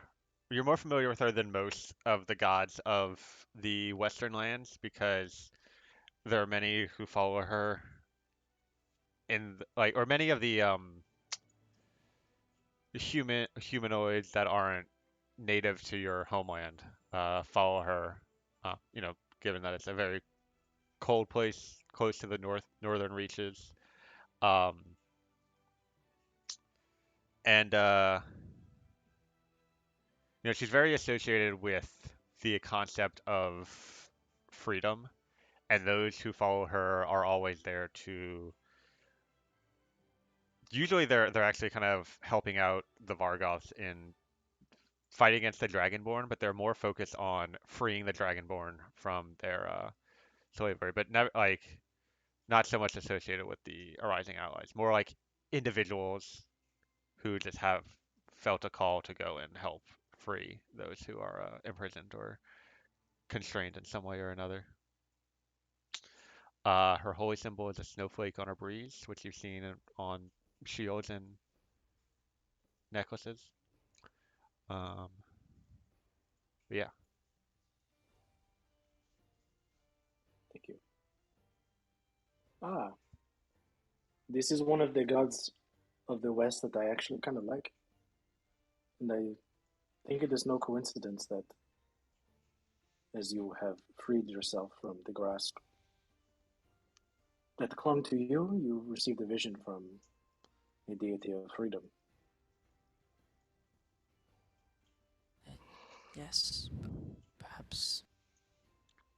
And Perhaps I you're If right. believe you've been freed from the lie that you were told.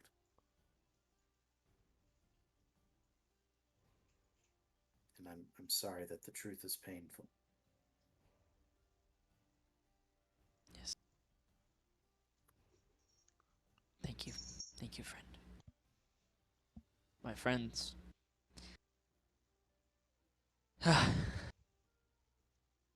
That was hard to relive. But we will keep our wits about us. Hagano, thank you for us. Who is this? Raven Crow. Sorry? He sounds like a little shit, if you ask me. Whoever he is. Some say.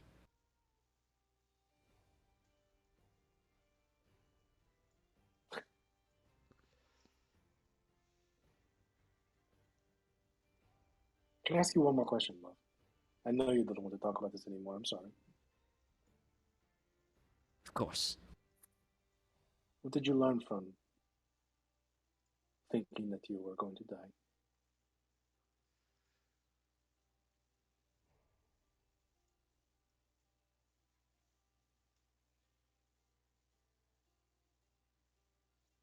I learned I wasn't afraid.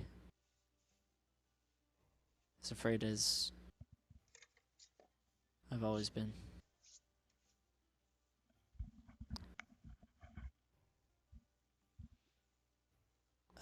You know what is it? Religion has never been something I've held to, one way or the other. But I always respected my mother for it. And if there's an afterlife, well, death would have only taken me to her. That would have been just fine. But I'm glad I'm here. Glad I'm here with you all. So. Well, religious or not, we all die someday. And such an experience can be useful, not to know what comes after, but to know how to live before. So, hold on to that, huh?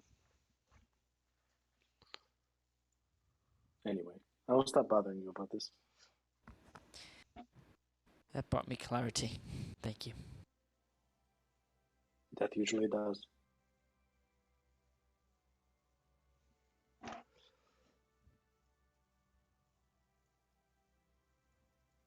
Usually. Usually.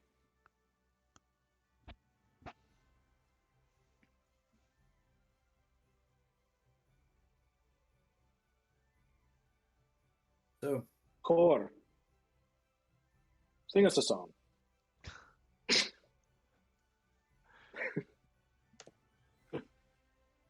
I'm good, thank you. Just that was Do you? enough. Do your people tell tales and sing songs?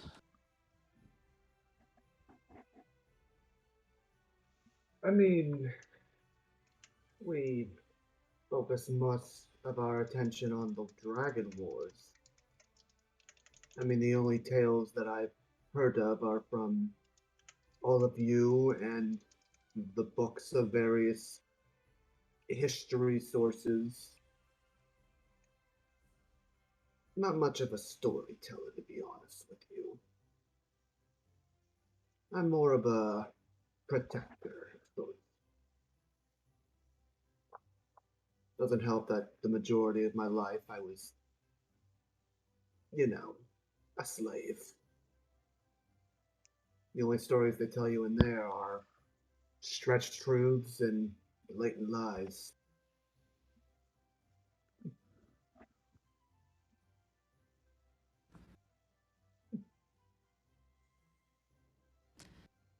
You make me sad. All I hear is a person who might be in some stories one day. I was about to say the same thing. That is also true. Very The true. story is being made as we speak. I mean, look at us. We've all dealt with hardships, and we're rising from them. I think we'll make a fine story. The story of the sacred swords.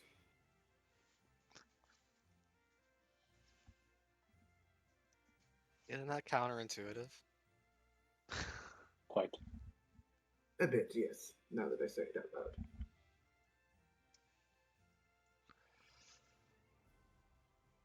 Well,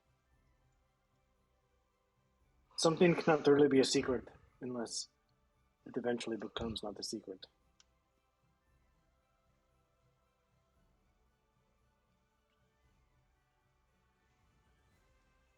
All secrets are meant to be told.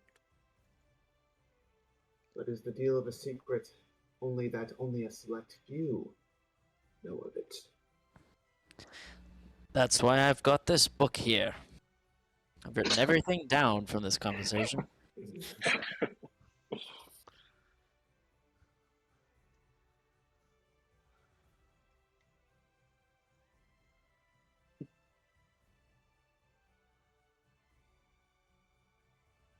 I'd be lying if I said I haven't been making a record myself. They're not in the moment.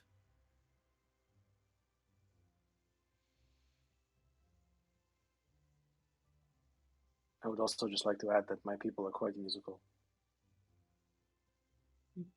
Quite musical. Quite. What do they perform? Exclusively battle songs. But of them there are many. And beautiful. Which is, I find it quite funny actually, Cora, that you say that war keeps you from music when it is the only way our people experience it at all. That is truly fascinating. Is it before every battle? Before, during, after.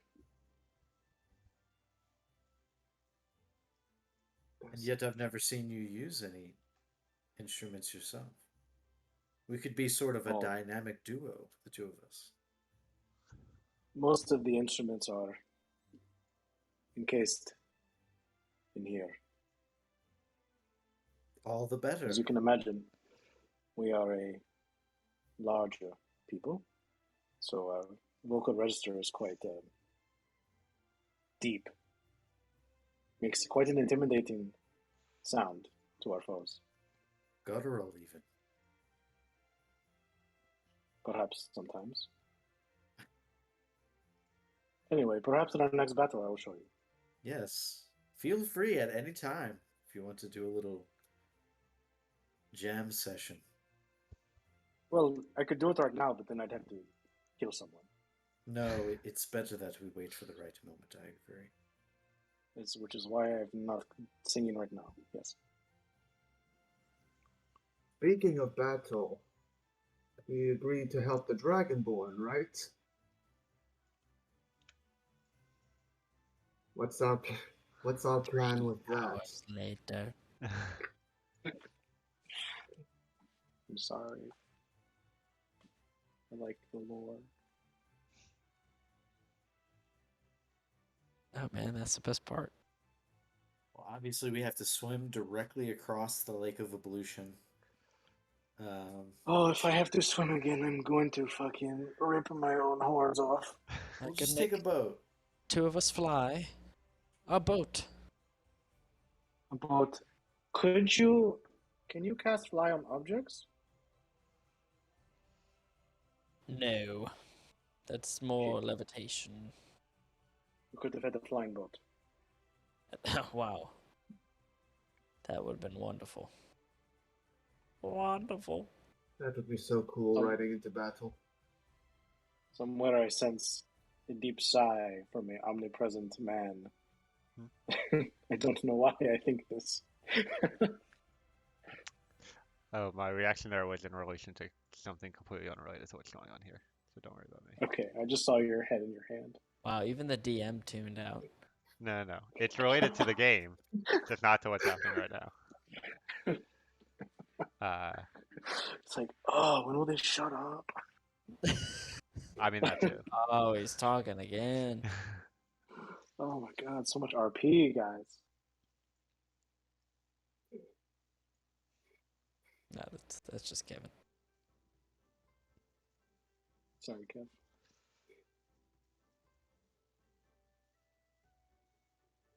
I will swim if I must.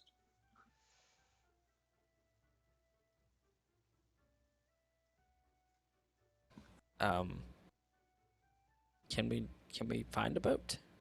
Because I don't want to arrive with wet clothing. It'd be very uncomfortable during a battle.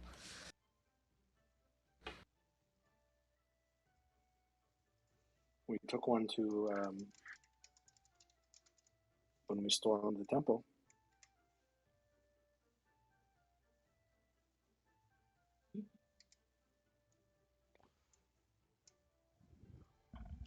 Yeah, I We mean, look for there's lots. I think one of the townspeople had mentioned a while back that there's lots of like kind of boats on the shore, many of which no longer have owners due to the events of the past couple of weeks. So there are several for the taking.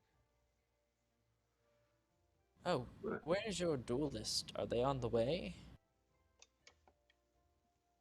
My duelist. They are. Give me a second. Takara, how did you get a book of 1,000 pages? That's my secret. You'll never know. I gave Mariella many a good time. She gave me a book. Whoa. Oh my. Um,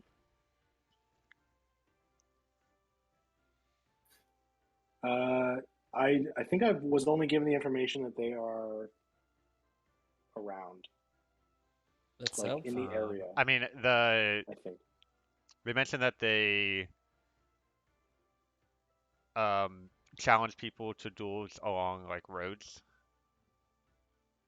uh, or like places. You imagine they'd be somewhere that's well traveled, but not in a city or a village, Like the Highwayman in RuneScape. essentially. Wow, that was such a deep cut that I think I'm gonna bleed out. Is that the one that, like, the robber guy that If turns into you kill the duelist, they'll drop a cape for you to wear. Stand and deliver. Nice. I hate myself. That's It awesome. might be better if we go along the coast of the lake instead of trying to boat there, since this seems like it's going to be a multi-day travel thing. Would be rather obvious. Our presence. Right. And we're trying to avoid detection from pretty much everybody, right? That sounds about right. I mean, we could, not that I disagree, but we could just use the boat and dock little ways distance, but still closer than booking it the entire way on foot. My worry is the time to travel there. Hmm. And just being stuck on a boat for 2 days. Hmm. Uh, for clarity and simplicity's sake, each hex on the big map is 1 day of travel, whether by foot or by boat.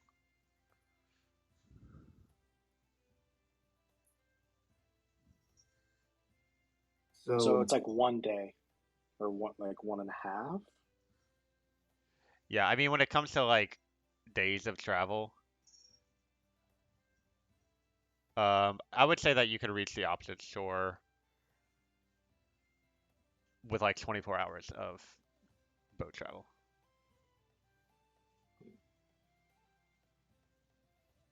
And keep in mind, like, it's a lake, so there's not like waves or much of a current at all. So it'd be paddling the whole way, which is kind of why it takes that long. I think like sailing on the ocean is faster than 1 hex per day, but not here. Or like sailing down a river. You know what, Lilavati? Now that you mention it, that does sound like shit. Insight you just gleaned. My foresight grants me many things.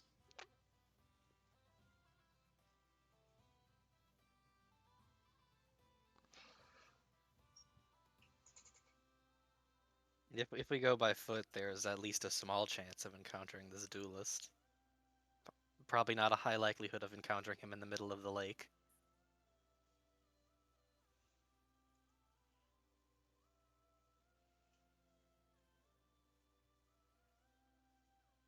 Again, I am not too rushed on this duelist. If any duelist who is worth a shit will be able to stay alive long enough for me to kill him. So, but whenever. But then wouldn't the That's new good. challenge be finding the duel winner who dueled your duelist to the death and won? I Yes, think so. precisely. I see.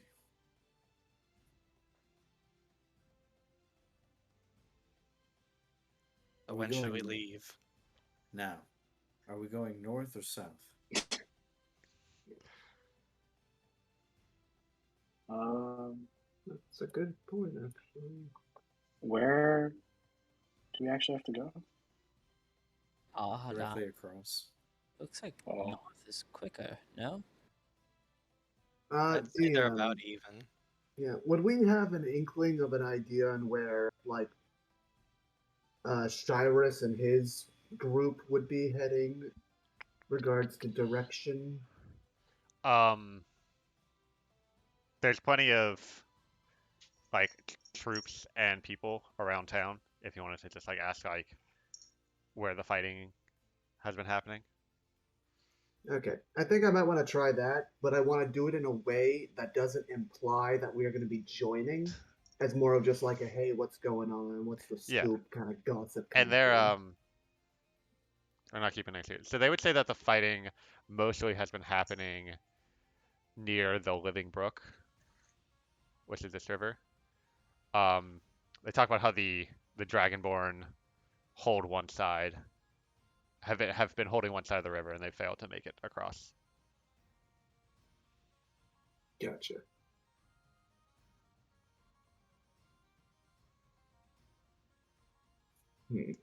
So if we're going to stop, try to get to Al Hadan, we want to try to avoiding as much conflict as possible. Perhaps head towards the bottom of the lake, and make our way counterclockwise to the camp. Sounds good to me.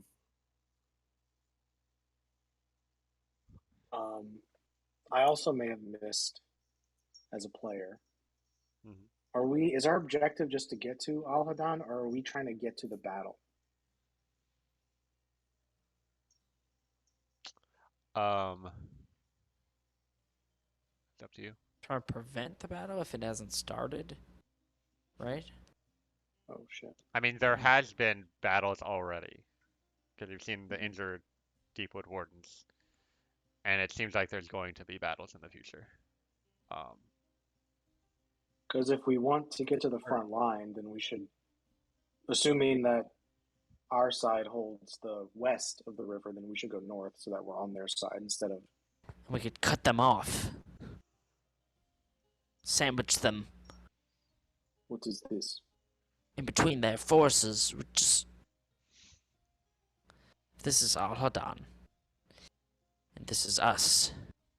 They are the pork. We're not going to fight the wardens. That's not our goal. Who are the aggressors? Not the wardens. The those other ones, right? Okay, so just so Dragonborn in I'm general are The the aggressors. Dragonborn. We're gonna This fight particular them. group we're trying to meet have defected.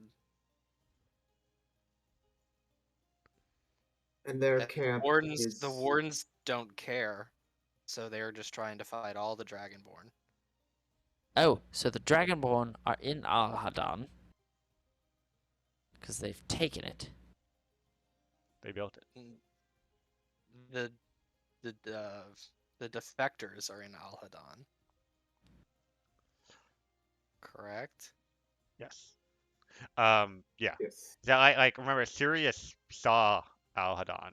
It was just like a collection of simple structures from scavenge like and like chopped down wood that was like hastily assembled.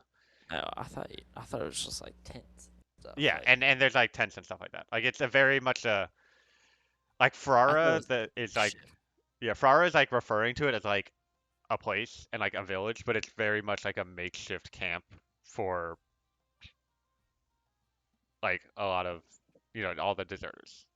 A battalion of Dragonborn. Um and kobolds. Gotcha.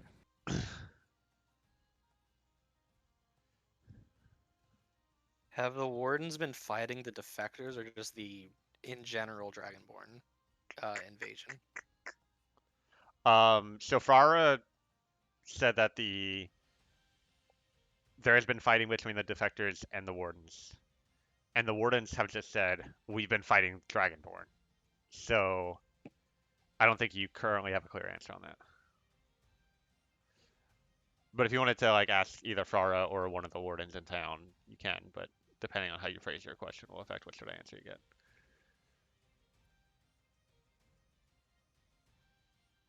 I don't think the wardens care either way, so probably wouldn't ask them.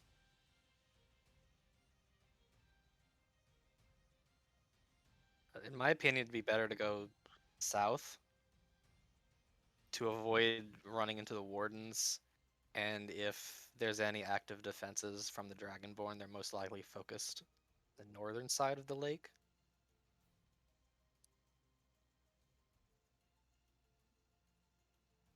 My best guess. That's my thought process as well. Also, if anything goes completely to shit, we're closer to Unimanu if we go south.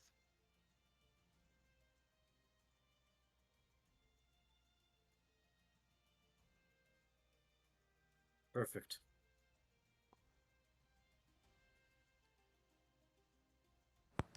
Let's go.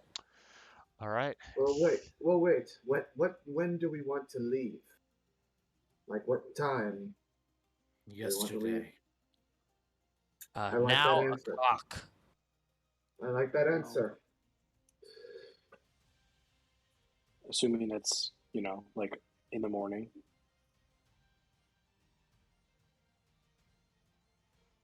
I would say it's like 2 or 3 in the afternoon right now. Probably closer to like 3. We could get a head start. We're gonna have to camp there eventually. Let's go. Okay, I'm going to go grab Frara real quick. Hey, Hey, so we've got a plan going. We're gonna be heading to Al Hadan. If you'd like to join us, you are welcome to. Otherwise, you can stay here if you'd like to avoid any sort of conflict. well, I ran away from there for a reason, to avoid conflict, and also the black dragon that's terrorizing the place. Um, so, but if you're leaving, then I don't know if the people, I mean, I guess the innkeeper's pretty nice, but with all those wardens out there, Hmm. I don't know what to do. Perhaps you should come with us then. We'll meet up with the other defectors. I believe this is a safety in numbers sort of situation. Roll persuasion.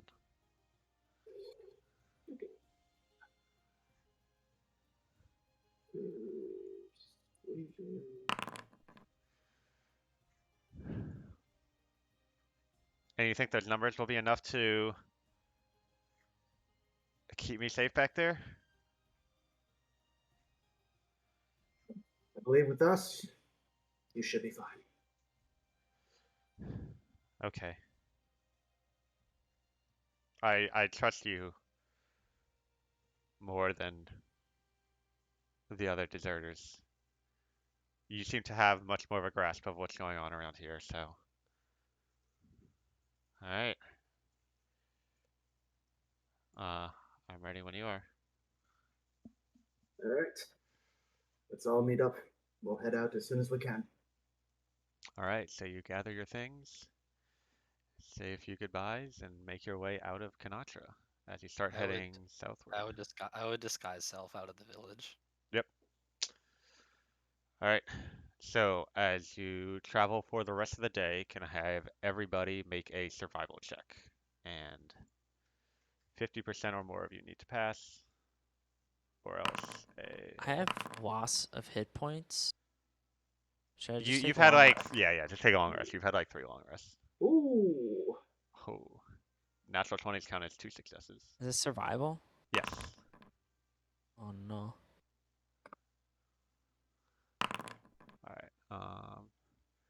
double check the DC.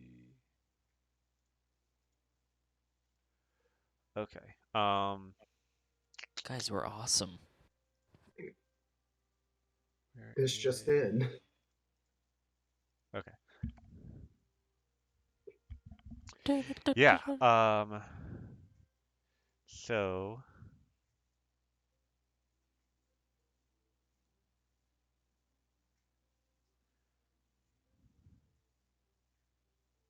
you, as you're kind of traveling for the next several hours, um, Core, you spot on the ground in the middle of your path what seems to be a weathered journal made of leather. I will pick up the journal and open it to see what's inside. So first you notice that the cover has like small scratch marks on it. But inside you begin flipping through a few pages. It seems to be the diary of a treasure hunter named Sadasevak. Um, However, as you kind of flip through a few pages, and I'll drop that name in the chat, uh, the writing quickly turns into ineligible scribbles after the hunter thinks they're onto something.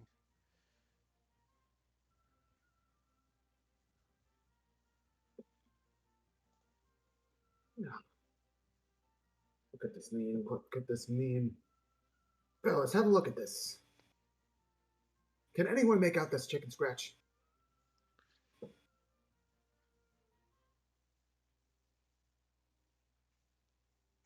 Is it in another language?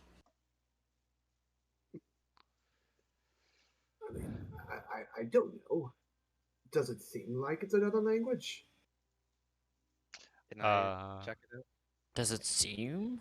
Investigation check from up to two people who want to try to figure that out. I'll try.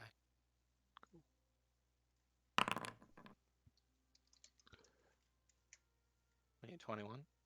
Give me 1 sec. Was not plus 10.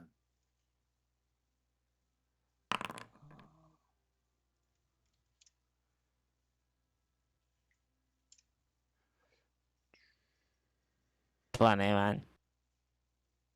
You stupid.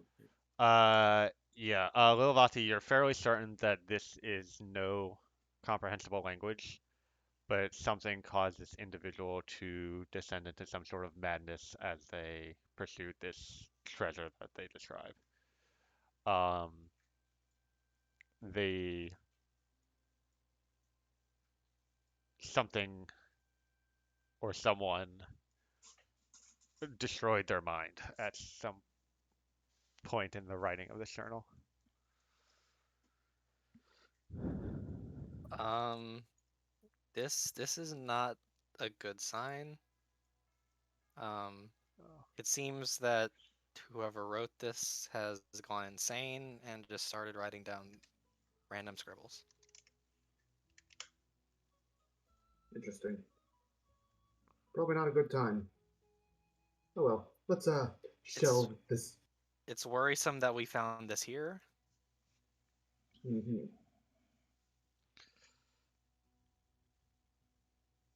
The pages that are legible, am I getting any hints of like where they were roughly around the right before they went insane?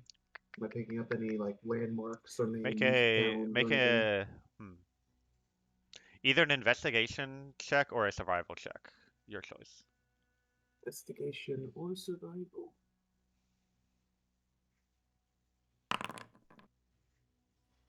Yeah, so it describes a treasure hidden away in the ruins. Should I give you a bit of a lore real quick? Oh, where did I? 1 second.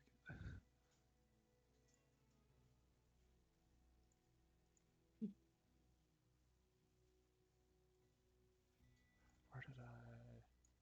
Sorry, I recently reorganized some of my notes. I do that a lot. Okay.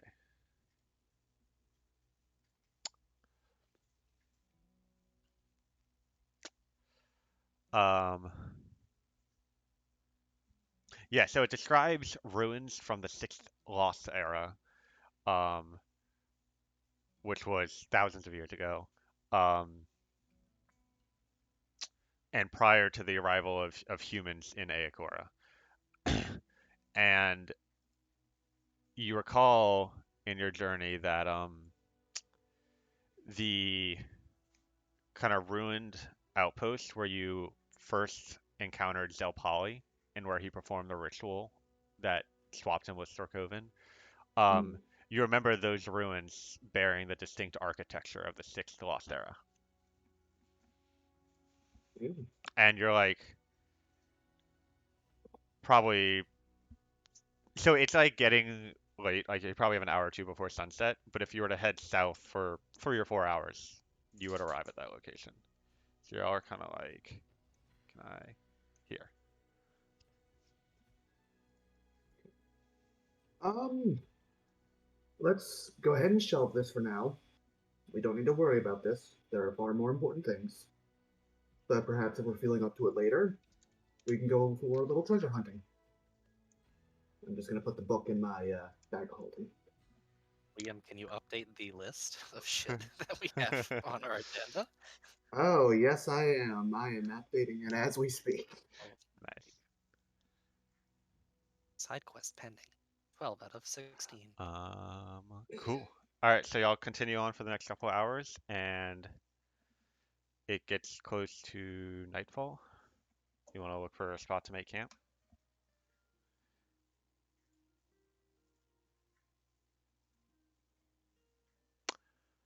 All right. Yes. So, you find a spot that's comfortable enough, beside kind of a small stream, and can I have everybody make perception checks to keep watch through the night?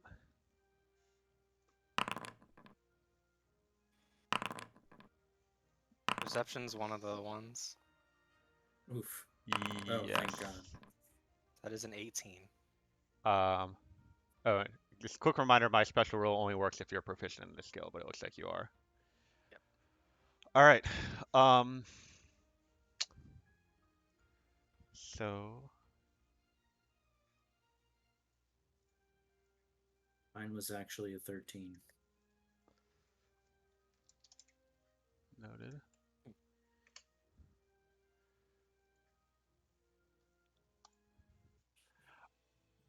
That's the wrong. No, I don't want it.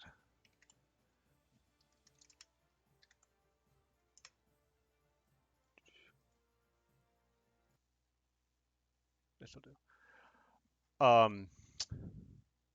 So you set up camp, and for the first time in some time, um, readjust to sleeping on the road. But this is something all of you have done before, so it's not an issue.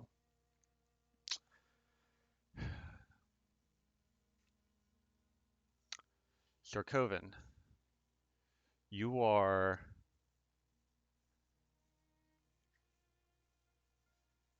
find yourself waking up kind of in the middle of the night, and you hear some muttering, and then you realize, like, wait a second. Wait, actually, no, sorry, you said you had 13. Uh, no, yeah, it's you. Okay. And you're like, I was supposed to be keeping watch. And the thing that woke you up, you realized, was a muttering voice. But you're kind of like laying on your back. It's dark. There's trees overhead. What do you do? Um, I've had this thing happen to me where, like, I'll wake up and I feel like I hear someone talking, or something like that. And but then as I actually wake up, the voices fade. Um, The voices are not fading. okay. And it's one I specific voice, but it's kind of a low muttering. I try to listen in slowly. If I'm laying down, I slowly get up to a sitting position and then stand up. Okay, make a perception check for me. to listen in.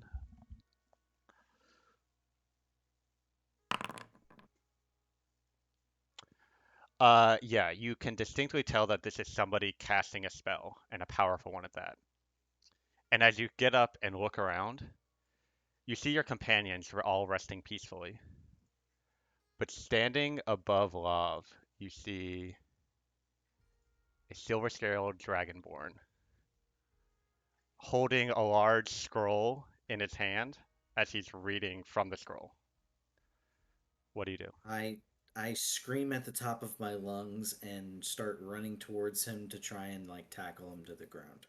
Okay, at this, everybody wakes up from Starkoven's scream, and you run towards the Dragonborn.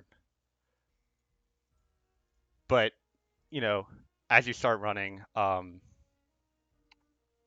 actually make a flat dexterity check for me, adding half your proficiency because bards can do that. Okay, now we...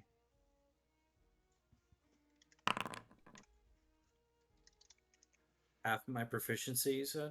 Yes. Rounded up, I guess, or down? Um, rounded down. Okay. 13. All right. Why is there -1?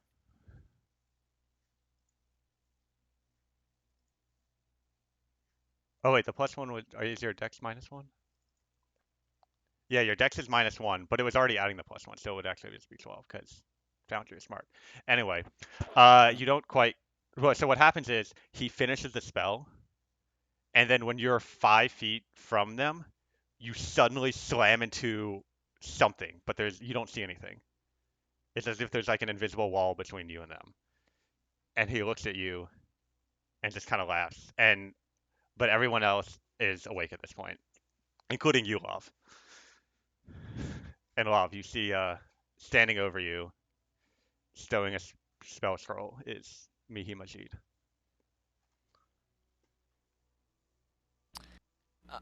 Okay. My thing disconnected, but You're- I'm going to like channeling a little if I'm able to act. I'm able to act. Yeah. Channeling like just for flair, like a little bit of like my fly spell to like boost me off of the ground. I'm not really gonna cast fly, but just to like push myself up and like launch myself high into the air, and then I'm going to like pull my hand back and like you see this like fist beginning to like as it clutches a wand, like almost like heat up with this blue force as I like try to slam down. That would be really cool and dramatic, but as you kind of launch up in the air, you feel yourself slam against some kind of invisible wall that's above you. But you can still take the action you're going to do. Yeah. As I slam into the wall, I'm gonna like try to cast Comet Punch on him. Alrighty. Give me 1 second. Do I see both of the invisible wall slammings? Yeah. I also do something to try to do something about that. Alright, here's what we're gonna do. In order to simplify this process, we're going to roll initiative. But Lav's action will happen, and then we'll enter initiative order.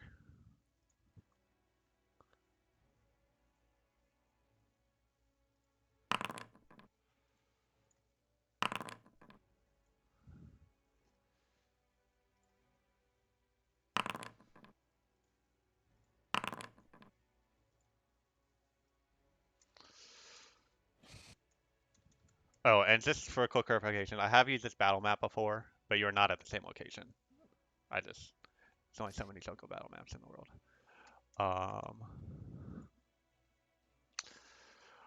Alrighty. I need Lav and Takar to roll initiative. Working on it. Pull everything back up.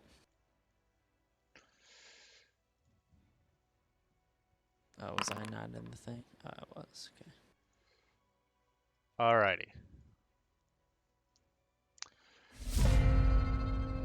I thought I'd turn that thing off. Hold on. Give me 1 sec.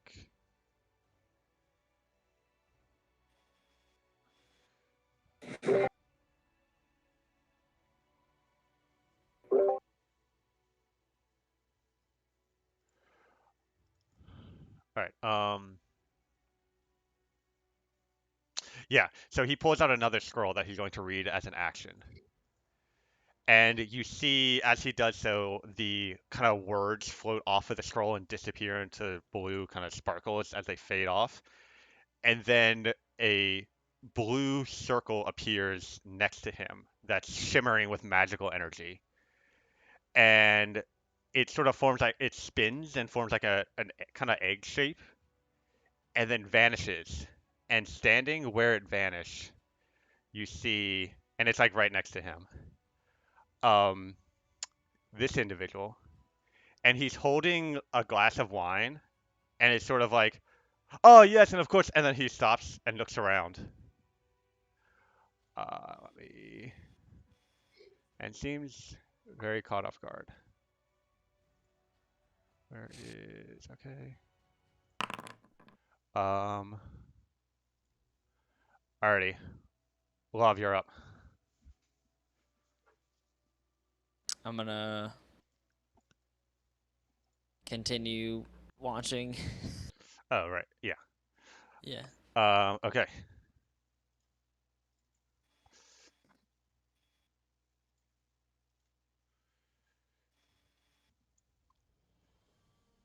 Okay.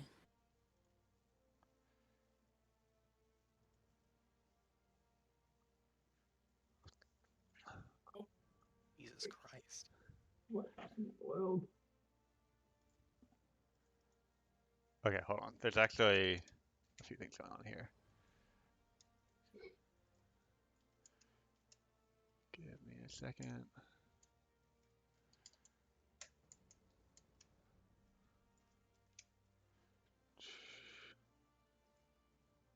Was that correct? I think he has a reaction he can use. Okay. So I'm gonna need a minute.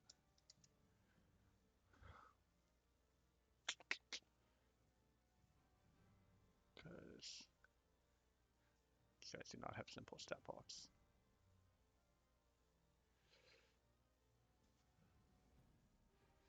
Okay.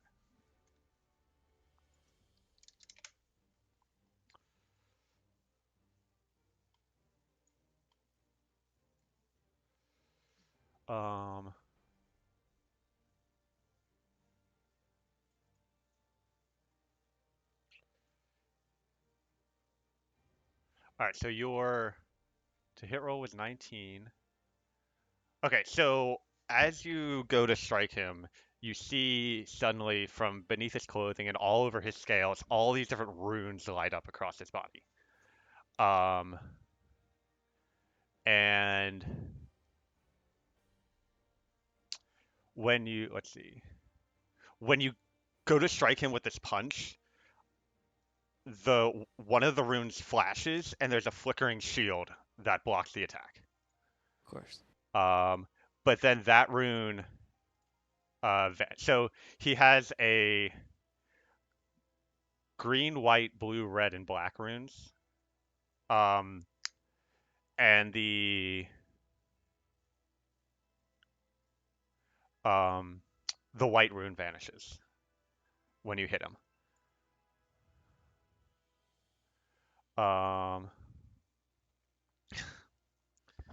And he just says, "Love, don't bother resisting." Is that your turn? I'm gonna as I cast, like as I'm doing that, I'm I'm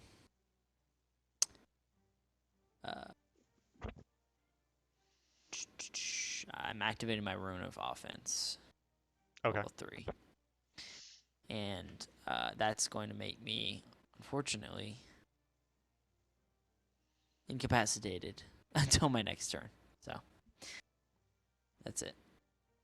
Wait, what do you mean by incapacitate? Uh, Sorry, it's been a Uh, while. If that's it part of might. your subclass, it's been I a long think time that's since I part of looked the at it. spell. Oh, the Um, comet punch, right? yeah, because of Yeah, the comic yeah, punch. and to because your characters would kind of understand the mechanics of what's going on here. Um, Just the attack, instinctually the would have attacked tried to miss. knock him out. Yeah, but so when you hit him, you do see the shield weaken, and what your characters understand is happening is that that attack missed because his AC was too high, but when the rune vanished, his AC decreased very Oh, slightly. okay. Okay. Um, As my blow impacts the shield, I mhm. just get blasted and like I'm just lying there unmoving. Uh-huh. All right, at the end of your turn, he's going to use a legendary action as he opens his mouth and breathes an enervating breath. I need you to make a Constitution saving throw. People are gonna be attacking me. I'm not used to that.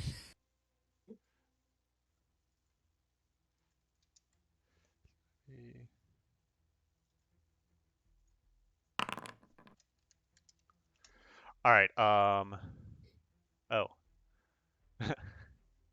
Well, you're now doubly incapacitated until the next turn, which just means you're still incapacitated. Um, I probably wouldn't but have been able to make a save, right? Or no, no? incapacitated just says you can't take actions, Oh, okay. or reactions.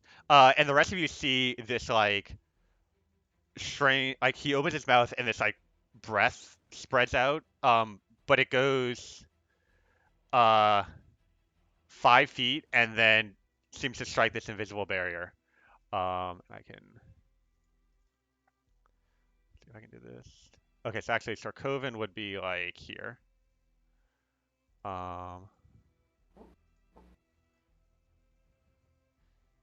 so you kind of see that there's barrier. Um,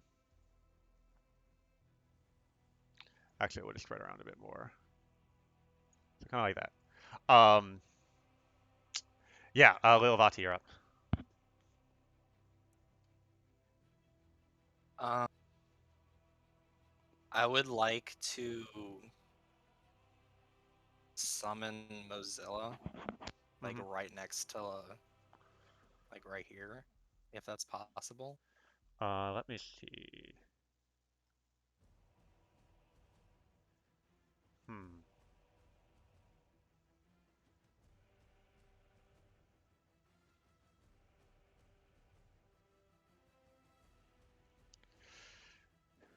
Yeah.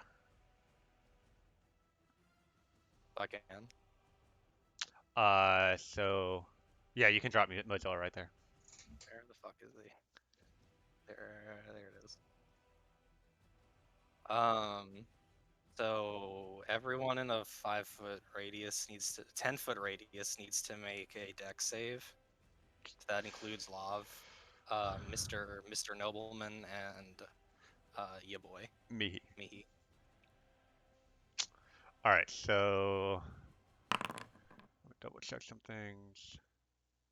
Sorry, it was a deck save. Dex Almost to save, yes. 20. Um,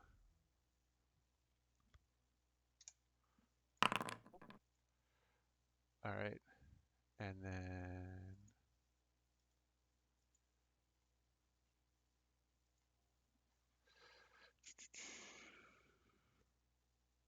check.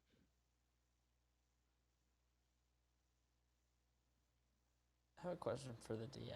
Mm-hmm. How late in the day is this? This is like the middle of the night. I feel like I would have still had my mage on. Wait, so do we get along? No. Yeah. I feel like I The still would have last had. long rest you got was in Kanatra. I think I still probably had my. Never mind. Okay. Oh, and just a couple things also to notice about this individual, the nobleman-looking guy. Besides the fact that he, well, let's see. Would you see any of these things? No, I don't think so. All right. So, what's the DC? 16. 16. All right. Mihi fails. Oh wait, sorry, no. I forgot he has advantage because he's cool. 16 exactly. So they both pass. Law. Gotta roll this. Law takes 5 fire damage. And I'm going to use my bonus action to command Mozilla to teleport. Okay. Let's see, what's the name on this? Each willing creature of your choice within 5 feet teleport up to 15 feet to a non-occupied space I can see. So I will get. Do I need to make this Mozilla. con save, Chris? Are you concentrating on something? I don't think so. Okay.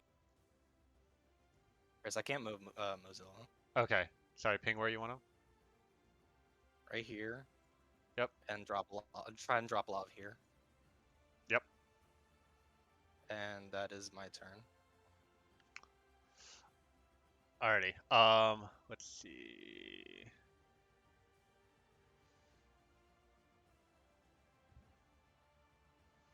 Okay, so at the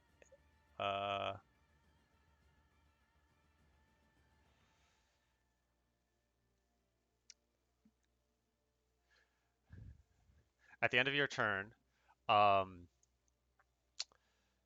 you see the nobleman looks very confused, but then he looks around and makes eye contact with Love, and then he quickly pulls out a spell scroll and uses a legendary action to read from it.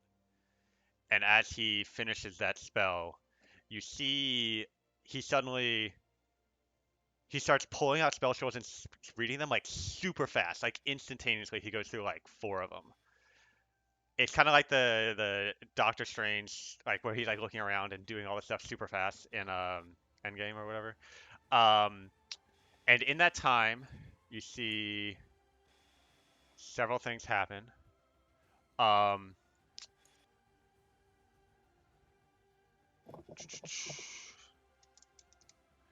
You see a portal open up next to Lav, and this creature steps out. Oh, that token's messed up, but that's fine.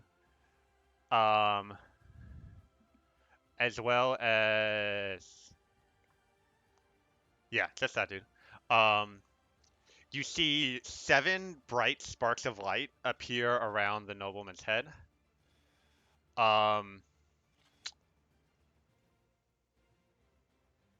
And then, as the spell comes to an end, he says in a deep voice,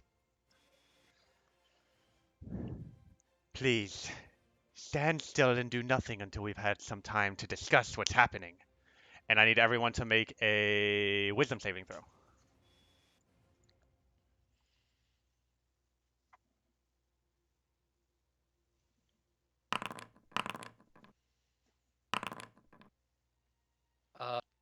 Doesn't Tokara have that paladin thing? If you're within 10 feet of her, which is Glove and Mozilla and Core. Wait, what happened to Chris? He said he had to step away for a second. Ah. Hey, you're back. I'm here. I got worried about you. Does Mozilla need to make this as well? What paladin thing are we talking about? Hold on. Everyone's making wisdom saving throws.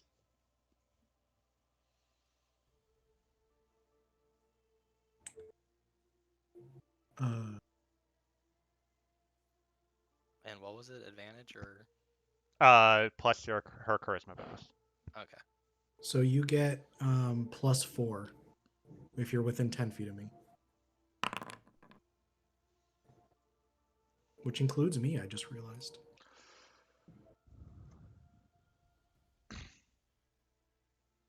Pretty awesome. 1, 2, 3, 4, 5, 6. Yep, everyone fails. So for the time being, you all are magically compelled to stand still and do nothing until you've had some time to discuss what's happening.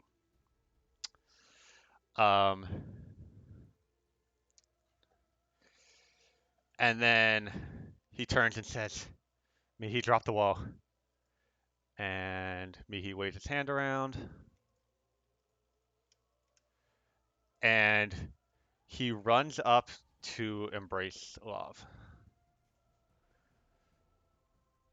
And so you are still yourself other than that one command you received.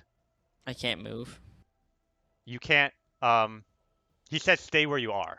So basically you can't leave that square you're in willingly, but I can do other stuff. yeah. You're Like also shove my wand up his incapacitated. ass. And not attack him was the other part of that. Or not fight, I think was what he said. I But can't fight, he says. yeah. Huh.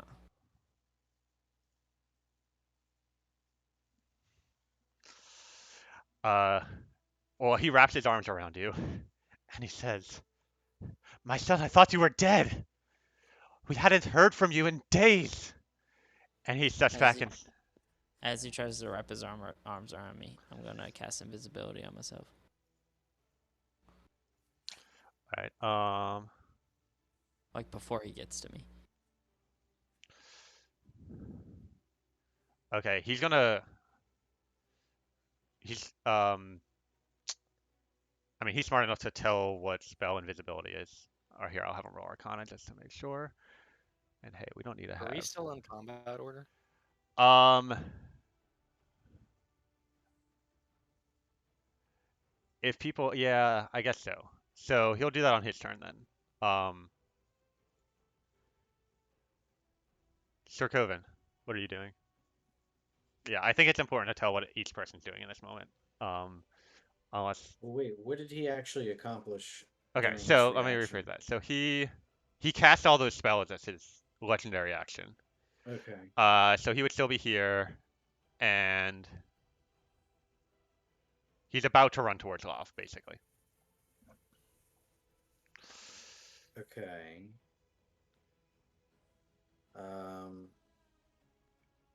I'm gonna move here. He commanded you to, so you're Right. magically compelled to not move or fight. Or fight, you say? Yeah. Does casting a spell count as fight? I would say as long as it's not negatively affecting your enemies.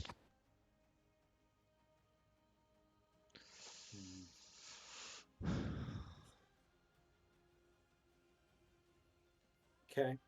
I'll slap a bardic inspiration on Core. So that's a D8. And also Core, whenever you use that, you'll gain temporary HP equal to the roll. Alrighty. I'll remind you of that though. In case you forget. I'm just gonna prepare myself. Like for example, would counterspell count as fighting? I don't think so. Okay, I'm gonna prepare a counterspell for the next spell that I see cast. Okay. No, I can't do that. I can't do that. Shit. I mean, counterspell is just something you cast as your reaction. So as long as you have your reaction available, you can use it. All right, then I do that. Okay. You don't need to prepare it or anything like that. And I'll end my turn. Core, what are you doing? I'm going to look at Lov and say, Lov, who are those two? What's going on? I'm invisible. Not yet. You can do that on your turn. Sorry. Oh, it hasn't been my turn? No. Oh, okay.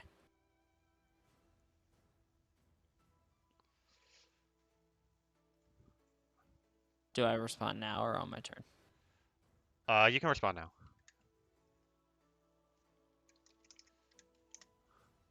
I'll just say that's my father, and Mehi Majid.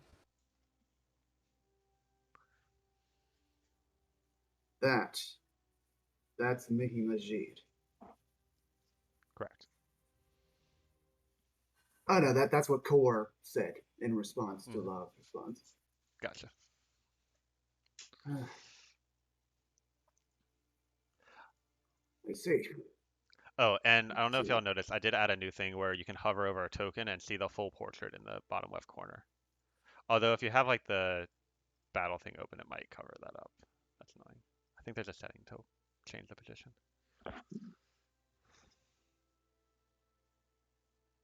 So this weird like mechanical thing is standing right next to us. Yeah, it hasn't done anything yet.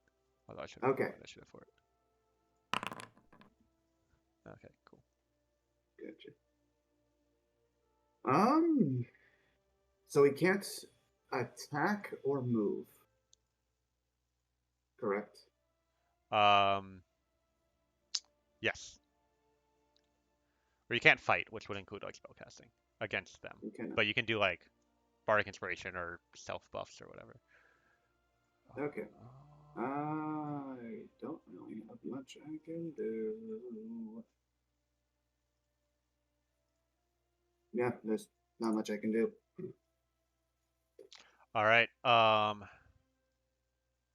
Give me one sec. Fix that real quick. There we go.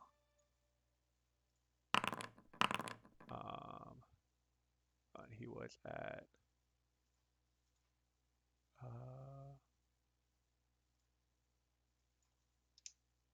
there. Wait, what?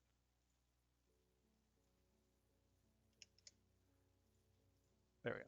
Okay. So yeah, at this point he will run up to embrace you on his turn. And he just says, "My son, I thought you were dead when we didn't hear from you for days." And then he turns to the rest of the party and says, "Were these the ones who destroyed our portal in the lake? Did they kidnap you? What did they do to your runes?" And he will, let's see.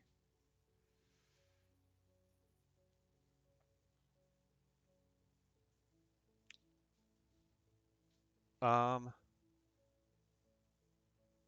he's gonna wait.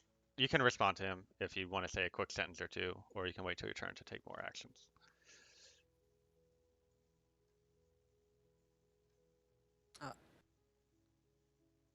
Okay, I'll just wait my turn. Okay.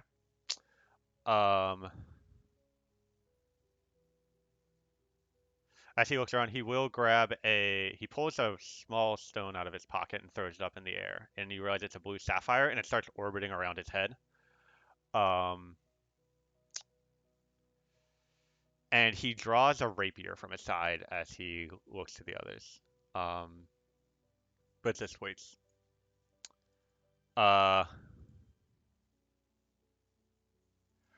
This large creature will grab Core. Core, make a athletics check.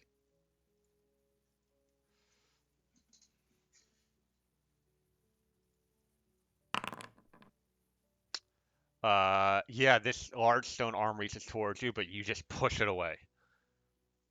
Turkara, you're up. What do you do? If anything. Am I still compelled to stay still? Yes. You cannot move or fight. Could I move with a spell, or is the compulsion don't move from the spot that I'm standing in, no matter the means? It's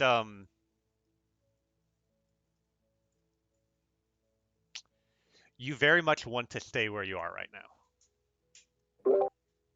And I cannot cast spells against them. Okay.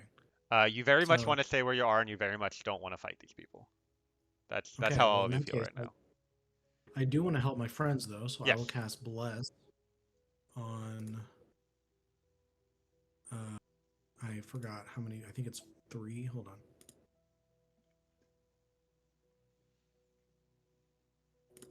There. 3. Okay. I will cast Bless on Love. Core and Lilavati, because, you know, they're in the shit. Alright, I'll put some icons. So all of you get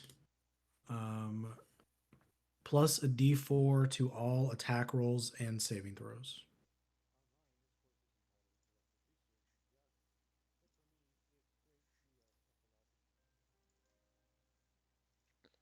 Wait.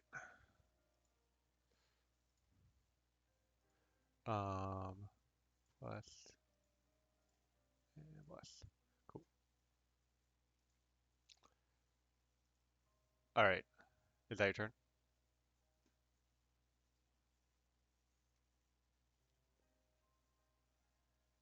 I'm trying to think if I would do this with the compulsion. I want to hold a Misty Step Mm-hmm. under the assumption that I know that I'll want to move later, but I don't know if that's a stretch or not. Yeah, I don't think that would be something the magic would. It's like Takara doesn't want to move. So there's no reason for her to think she might want to move in the future, I guess. But yeah. All right. In that case, yeah. Why is that so loud? Figure out which module is giving me that.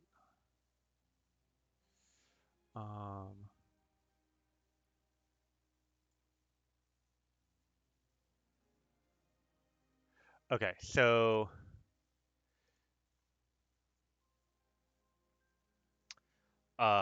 Mihi is going to walk up and stand beside Focastro, and Love, you're up.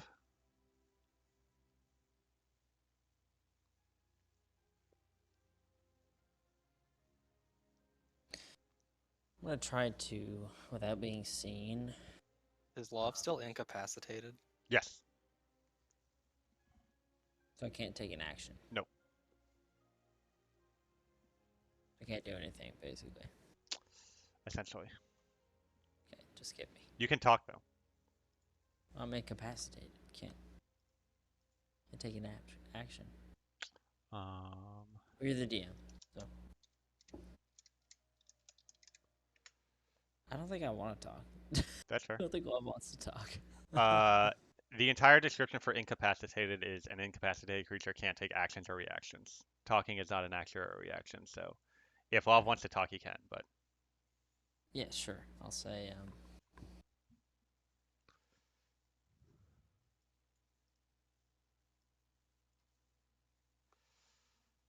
Father, we've been on business. I got carried away. So sorry. I meant to come home as soon as I could. But, I believe protecting your interest, I mean, the family's interest, involves maintaining the security of Sharoner. And by extension, again, your business. So, roll deception.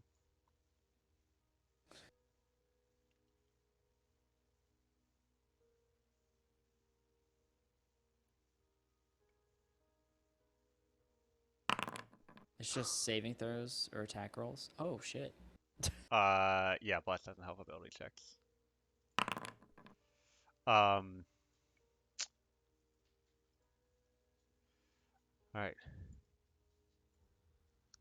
So he'll just say, so what do you know about the portal in the lake?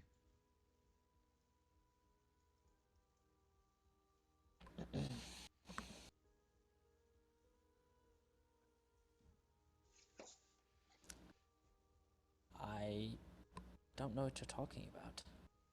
I've been in Utamanu for most of the time, and And your runes! Who did this to you?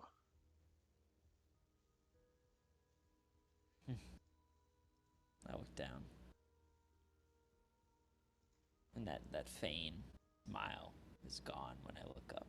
And I just have this like wicked grin on my face.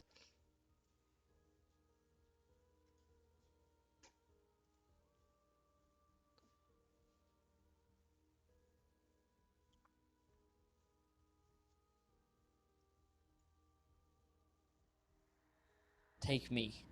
Leave them out of this. I made them do it. It was all me. What are you saying, love?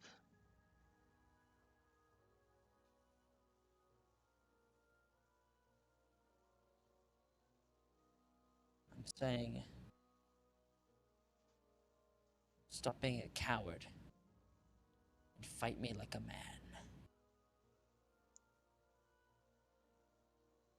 Love, you are my son.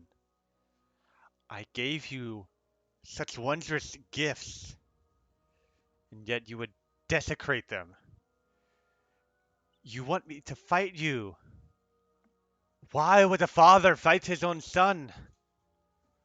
Who are you?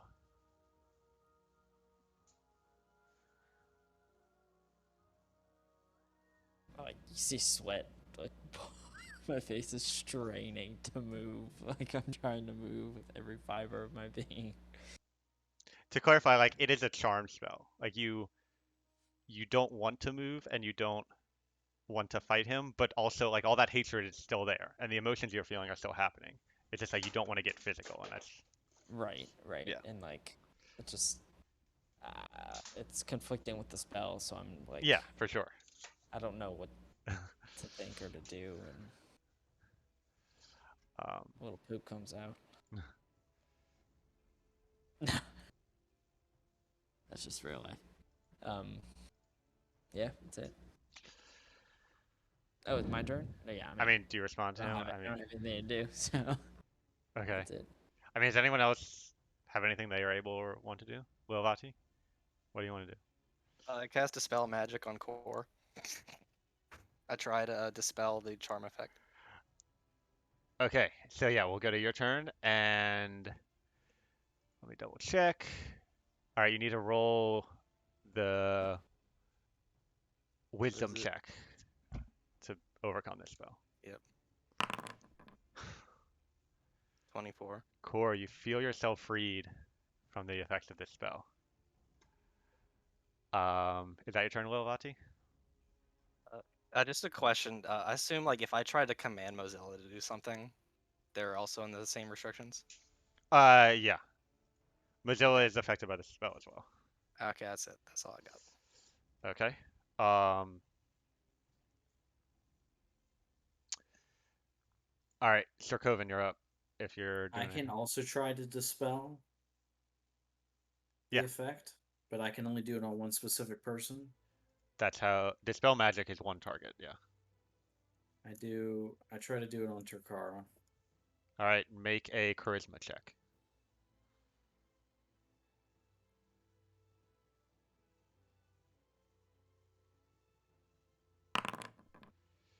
Um, that is the DC. Takara is freed from the spell. 6 level spell. Holy shit. Yep. And then I slap a bardic inspiration to Turkara as So well. wait, Core got an inspiration. They're good.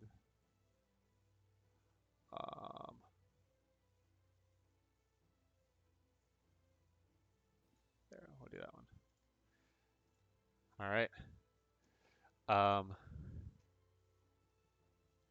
Oh, let's see. Actually, check one thing.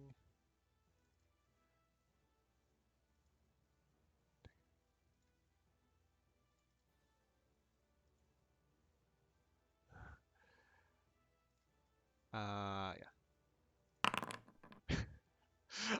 He knows what you just did. Both of you. So,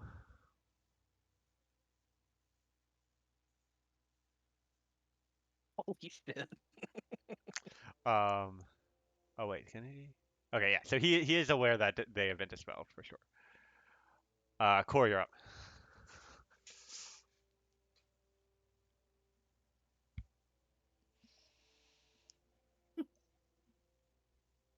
Casual 37. Alright, hold on. I'll keep making me change the music. Court, wake up. Sleeping on the job. You're also muted.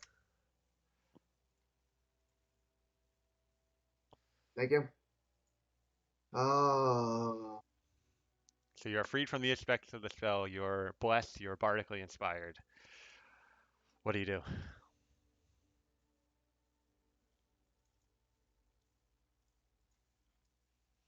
I would like to take my javelin and throw it straight at that gem that has this random person is floating around his head.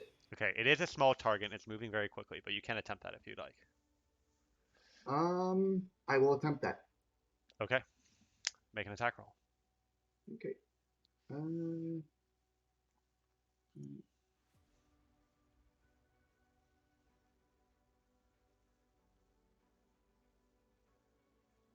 Do you want to add bless? Yeah. You know what? Let's add bless. Thank you. I mean, there's yeah. How It's long no is it like? downside to nothing. Is it for like every roll or? Yes, Okay. it's every attack Oh. roll and saving throw. As long as Also, you Okay. bardic maintain inspiration. As long as I maintain it. Yeah. Did it automatically add to the roll or no? No. Oh wait. No, that's proficiency in strength and Yeah. whatever. You rolled a natural 15. Yeah. And what is a bless? Plus a d4. D4. D4. Okay. No, not that. Stop it. Okay. Would you like to add your bardic inspiration? I would love to add. Is that still a D6? D8. D8. And you get D8. temporary hit points thanks to the harp. That's right.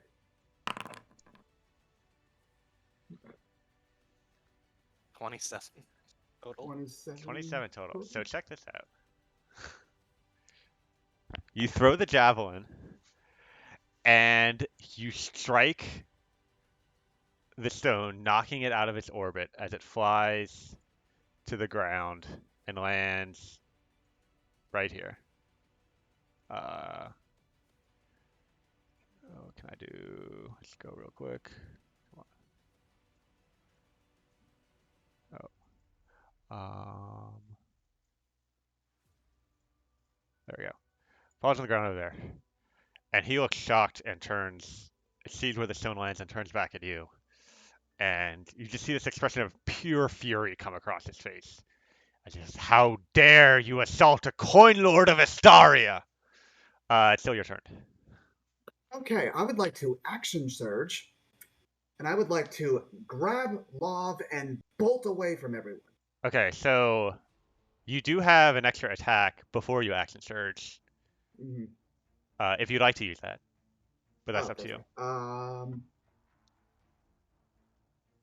I'm going to. Yeah, I'm gonna. Well, first of all, I'm gonna use my bonus action to recall my javelin to me. Okay.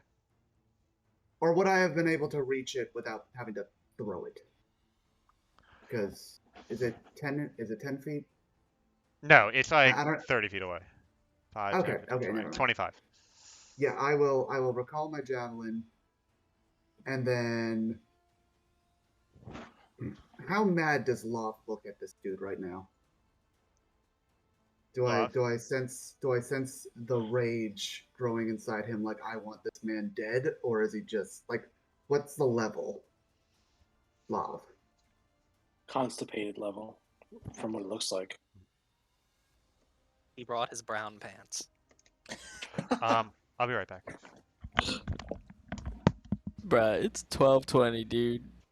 I gotta go to sleep. I know. Wake up in 4 hours. I want to end this as quickly as possible. I'm sorry. So I'm aware of your hatred for your father. Right? Yeah. No, I'm not talking about you. I'm just saying. Core, the character, is aware of Love's hatred for his father. You're very aware. I think Core is mostly a mystery to all of us, and what he may or may not be True. aware of is That's a great, unbeknownst to us. that's a great point. That is a good point. Alrighty. It's up to Okay. you. Okay, for the second attack of my first action, I would like to say I call upon and strike the 1,000. Charge up my javelin, but at the You're cutting out, Liam. He throws the javelin, Kevin. But I need the RP. I throw the lightning bolt at this man's face. All right. So that's a dex save. Hell yeah. Let me look at the description real quick. Yes. Dex save a 13. And do you have anything special that happens here? I don't think so. No. Okay.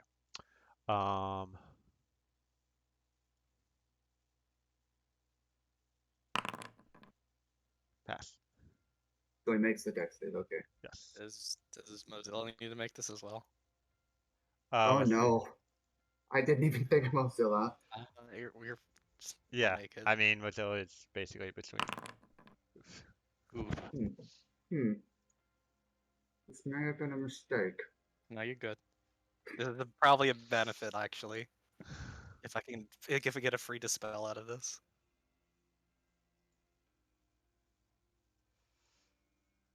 Be right back. I'm going to bed. Alright, GG. No worry. So anyway, how much damage is that? I thought I was muted. I apologize. Let's see. 4d6 lightning damage. That's this one. Oh, those are some decently high numbers. And that's half on a success. And is it half on a success? Yes. Yes. Does Mozilla get the aura of protection for the +4? Would it matter? Probably not. I don't believe so. Yes, Mozilla gets it. Hold on. Actually, there's a thing I can do. I can put an aura on your token so that it moves with you. Oh yeah, I made a bubble because I couldn't figure out how to do the thing. Dang.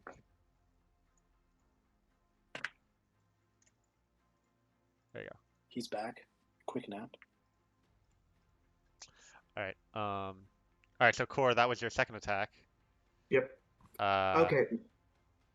Now you have action surge. Now I would like to action surge, grab Love, and just bolt. Okay. So while pulling someone with you, you can move half your speed, but that doesn't require an action. That's just movement. And Love is willing. So, well, no, he's not willing. Love, you don't want to move. So Well, how does Core. that work? So you would have to grapple him, which is one of your 2 attacks from the action surge. So make a athletics check, Core, and then Love can make an athletics or acrobatics check.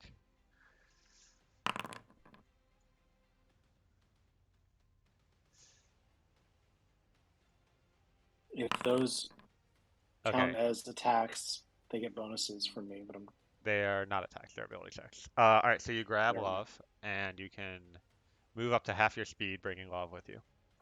Okay, so that's 15 feet of movement, so... Run away! Yep. Thank you, Core. You're simultaneously angry at Core and grateful to him. Yes. Alright, and... Yep, that's it.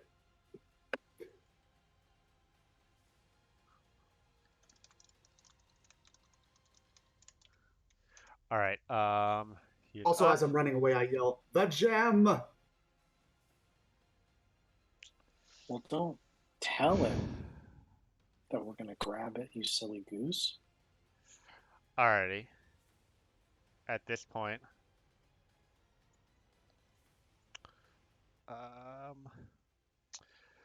Vocastro looks around at what's going on, and he just seems annoyed. He doesn't seem angry or upset or scared. He's just annoyed. and he lifts up his hand towards his face, and he's kind of like looking at his like finger, and he says, "Love, you're right. I've been a coward, but the solution has been here all along." And you notice that on his hand is a ring made of gold. There are 3 spots in the ring for gems to be set in. 2 of them have diamonds in them. The other one is completely empty. As he's kind of twisting the ring around his finger, he looks up at you and he says, "Love, I wish that you were the son that I always wanted you to be." And one of the gems disappears from the ring. Joe, if you could join me in the whisper channel.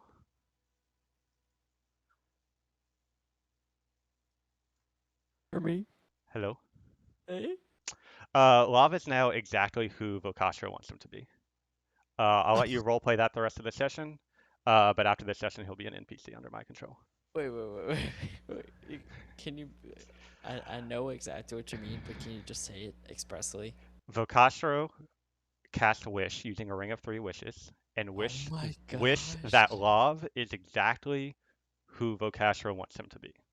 So whatever you imagine that is, that's what you're going to roleplay for the rest of this session. Okay. Um, Oh my gosh. Man, I've had this in the back of my mind for like so long, and it's finally happening. Do you have any questions, or do you want to just jump back into it? That could not have been better. Nice. I'm ready. Okay. Liberty Prime vibes. I don't know about you, Taylor. Yeah, destroy all commies. Hey. Yeah. Alrighty. So that was his turn. And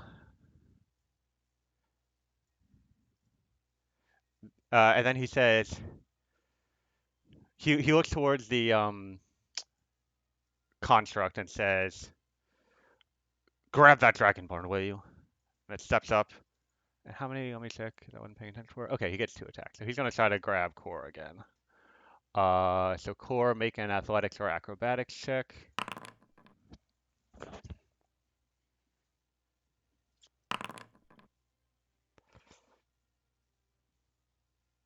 Okay, you're grappled.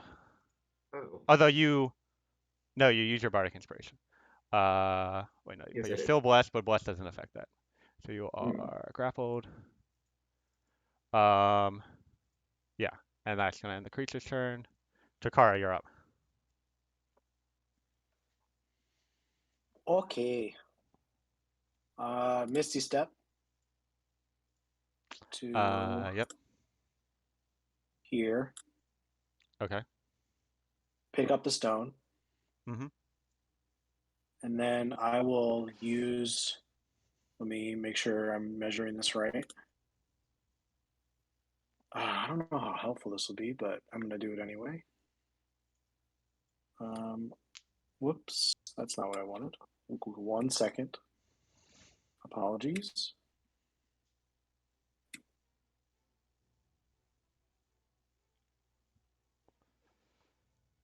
Very sorry for this. Hold on.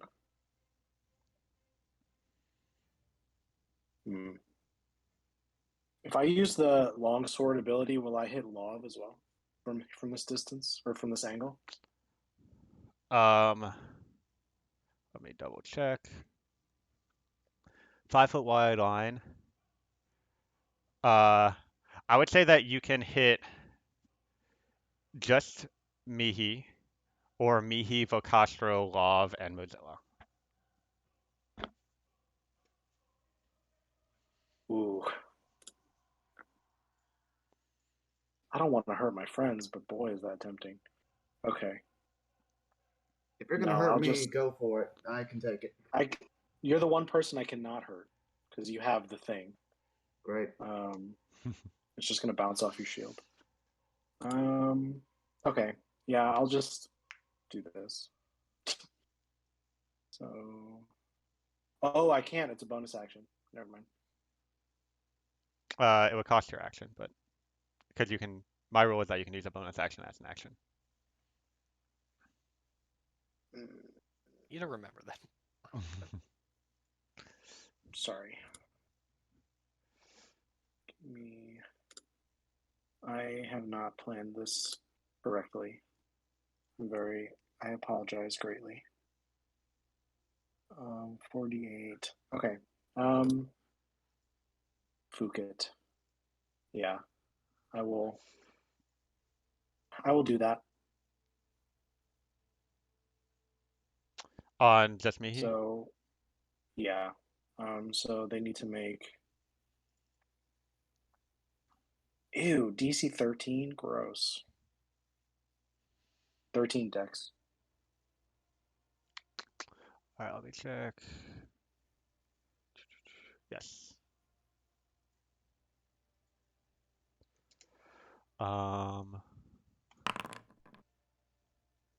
Passes, but he takes half damage.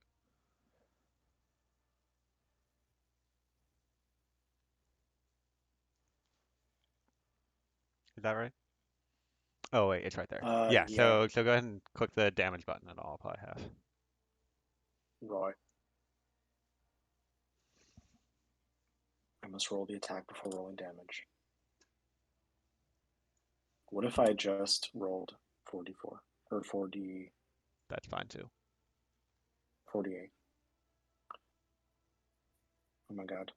Everything's in the way. I'm so sorry. I'm failing you all.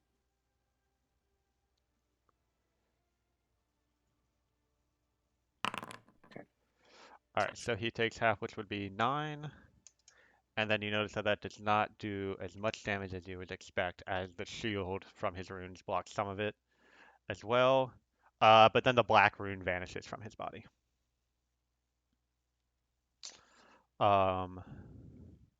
Is that your turn?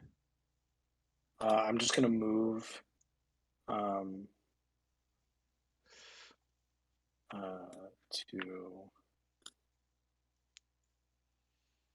right here. Shit. To right there. Okay. Oh, I picked up the stone. By the way. Yeah. I don't know if I said that. Cool.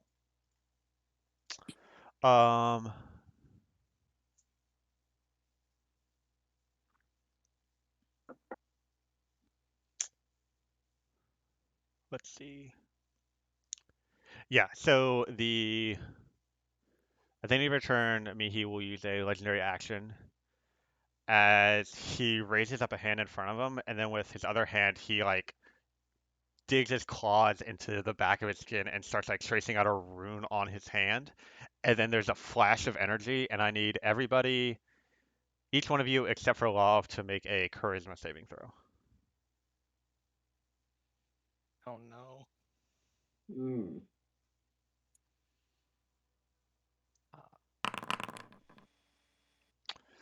Alrighty, so Eochora is unaffected. Lilivati. Oh, did mine not go? Let me try that again. There we go. Lilivati, Mozilla, and Core fail. So, Lilivati, a blue rune appears on your skin. Here, I'm just gonna tell you because I'm not gonna remember that that's there. So that's in the chat. Core, a white rune appears on your skin.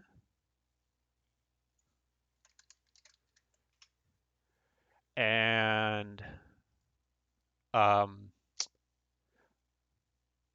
Mozilla will also get a white rune. So same thing.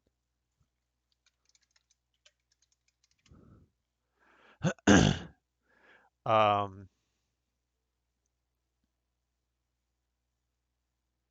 right, so that was the legendary action.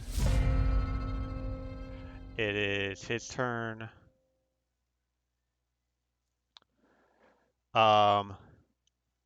You see him carve another rune into his own body as the white rune reappears. And then he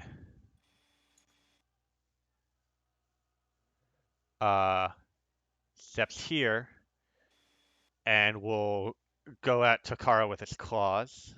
Let's see. This can do this right. 23 hits. Damage is not set up right, apparently. Wait. Okay.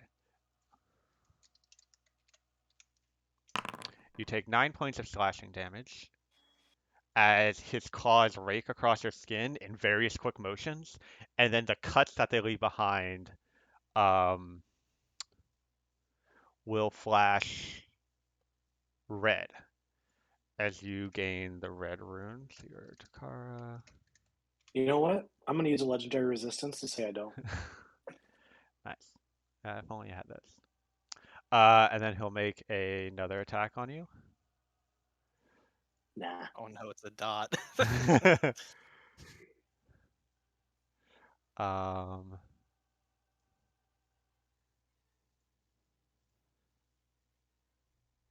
and that one hits. And then, so some of that is slashing, some of that is necrotic as the red rune pulses with pain, but you take 15 points of damage. And you will gain a green rune from that attack. Oh, I had you selected. And we'll make his third and final attack. Hey, fuck off, That hits. kid.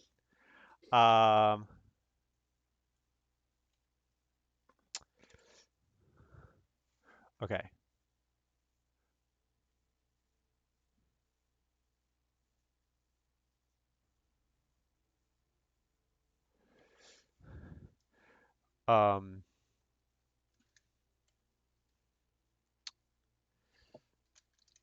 And you will get the black rune.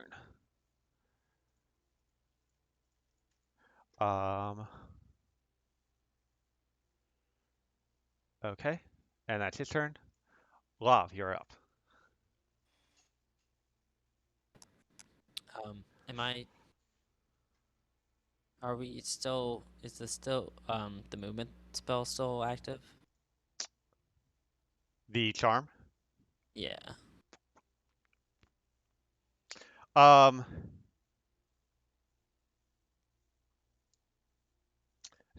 say at this point that because Vocastro cast the charm spell, he believes that he has discussed things enough, so nobody is affected by the charm anymore. Gotcha. Yeah. Is Core still holding on to me? Yeah, Core has like an arm, like he's like grabbing your forearm, and then this giant golem has like its arm basically on Core's shoulder as it's holding him in place. So I can't run. Not unless you break out of Core's grasp, which would be So I'll say- a acrobatics check, I guess. I'll say, Core, let go of me. I can take it from here. Does he have to wait till his turn? Do I? I would say if you want to let go, you can do so now. Like, that's such a quick action. I sort of give him a quick nod and then release him. Okay. I say, thank you. And I just walk over. I kind of stand here. I look around and I say, enough. Enough of this fighting.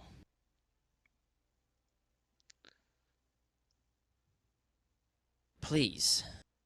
This is my father. I turn and I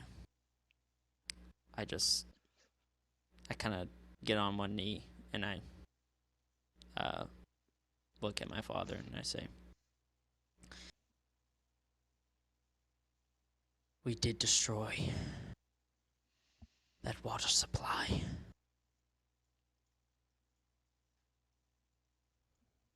Yes. But I will atone. I promise. We will make things right. I stand up. Boccaccio smiles and says, "Thank you. I knew you'd come to your senses before long."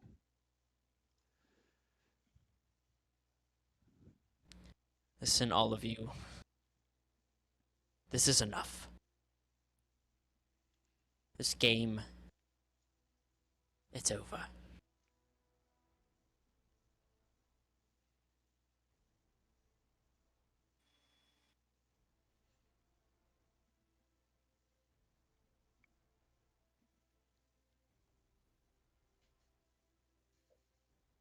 Can I tell if Love genuinely believes that?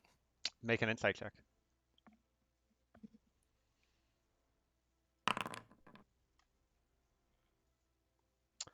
Um, there is definitely a conviction to his voice that wasn't there before. But you don't pick up on anything that catches your attention, I suppose. I would be having doubts that this is genuine as well. Did I also see Castiff do that thing with his ring? Yeah. I mean, it was visible. He was like holding it up in front of him.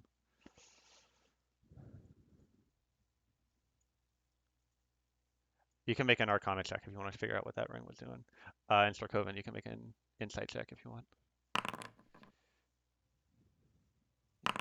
Nope.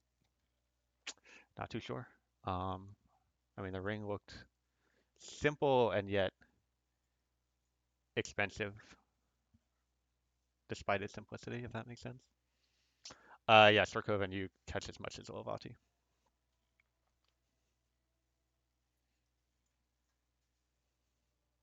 Do any of you say anything to what Lov said? Are we in combat order yet still? Uh, I mean, if Lov's not going to take an action, then Olivati can take an action. I'm gonna try and dispel magic on Love, aiming at whatever magic that ring may have done to him. Can I tell that she's casting a spell? She approaches you and begins muttering the words. I don't have. I'm not approaching him. I don't have to. Oh, you're right. So yeah, she begins, waving her, pulls out, waving her druidic focus. I counterspell it. It is counterspelled. I counterspell his counterspell. Roll. No, it is counterspelled. Because they're all level 3, and counterspell automatically works on level 3. So, So the spell magic goes through. Roll your Arcana, or either your check, as I. so it's spellcasting ability. Yes, which for you is wisdom. And you get plus a d4. It doesn't matter. Okay, dokie. Let me double check something.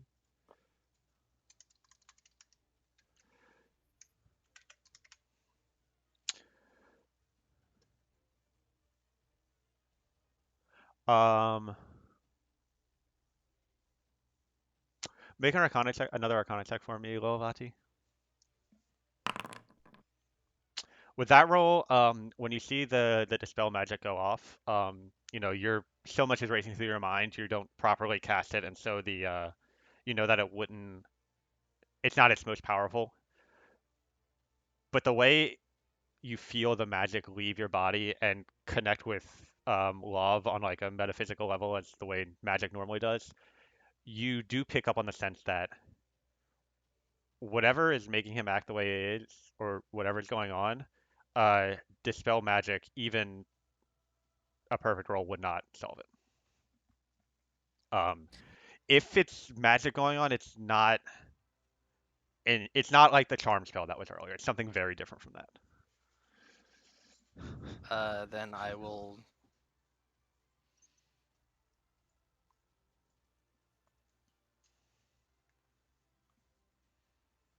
I'm going to get Mozilla to get me out of here. Okay. So I'm just gonna. I still can't move the fuck here. Oh, okay. Yeah, right there. And I'm also leaving. Yep. And there is damage that gets done from the teleport, but I'm Mhm. not exactly trying to use it. Yeah, I I just mean, want if you want to just not use that part of the ability, I think that's to. fine. Yeah, I don't want to use that here. Okay. Why is there a ghost me here? Oh, that's part of, I think it's part of a new plugin I put in. That's where you were at the start of this turn. Oh, it's also not my turn. Oh, So right. it's still off. Yeah, so I see it goes Okay. away when the turn changes. Okay. Let me double check if anybody's. Sir Coven, you're up. I try to cast.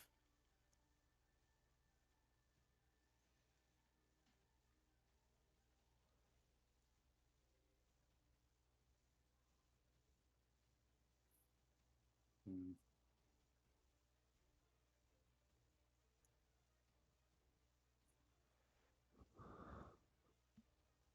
Can you cast sleep on us? Yeah. Just kidding. I'm having fun. I'm having fun. Um. I need to be up in 4 hours, but you know, it's fine. Buddy.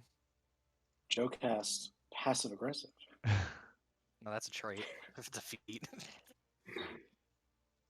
I don't know I what the mean, hell to do, y'all.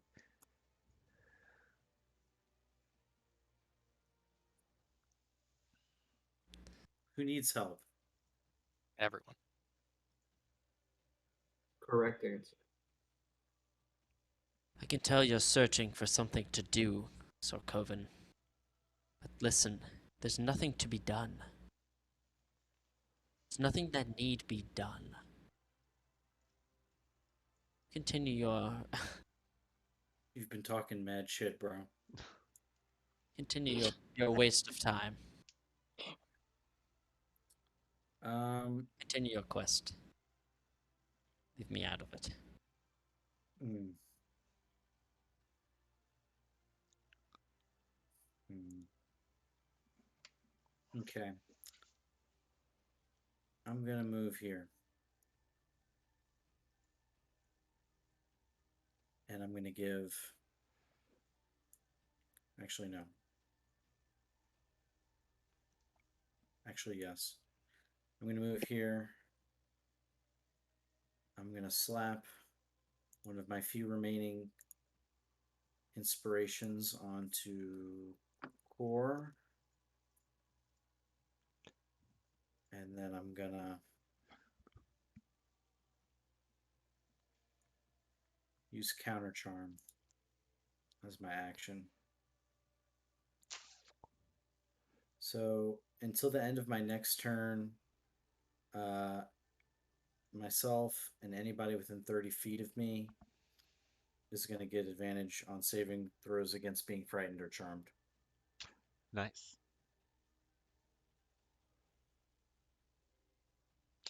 Alrighty. Core, you're up. Am I still being held by this thing? Yes, you're grappled. You can use an action to try to escape with an athletics or acrobatics check. Um, but the only thing it does is set your speed to 0. So basically, like it has one arm on your shoulder, but you can still attack it, no problem. Okay, I got it. I got you. Core's creature's speed is reduced to 0 and it has a disadvantage on strength and dex ability checks, attack Oh, rolls, and saving. yes, Yes, the because of rune. the white rune. Um, I'm gonna try and wiggle through the wiggle out anyway. Okay, so you would have disadvantage on that check because of the white rune to escape. But it cancels because of counter charm, right? Counter charm is just against frightened and charmed effects. Oh, Yeah, man. it doesn't affect the rune. I mean, am I reading this correct? Where is this thing?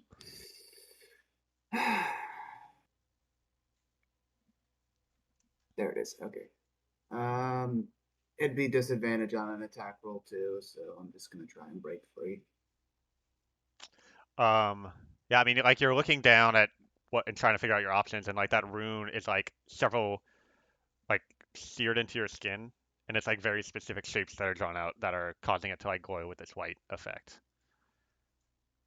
And you can tell that that's like kind of crippling your body almost. Yeah. Um. Yeah, I'm just gonna try and break free. Okay, so that is a With strength check with disadvantage. Or sorry, this. athletics. Oh, okay. Well, no, you did that right. Ignore that roll. Oh wait, did you say athletics? Yeah, yeah, no, so that's correct. Oh, Oh, and then okay, he's that is got correct. to roll. Hey, nice. So you do break free. And I'm just gonna say, I'm not gonna like do it. I'm just gonna look at Love and say, Love, what's gotten into you? This isn't right. Please. And it'll be my turn. All right. Lucastro looks up to Love and says, "My son, I will always welcome you back, and I look eager. I am eager for your atonement. But what should we do with these others that ruined our portal?"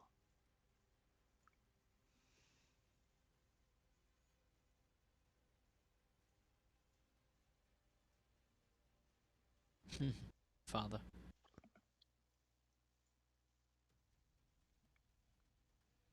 I could kill any one of them in an instant. Please, let us return home. This is boring me.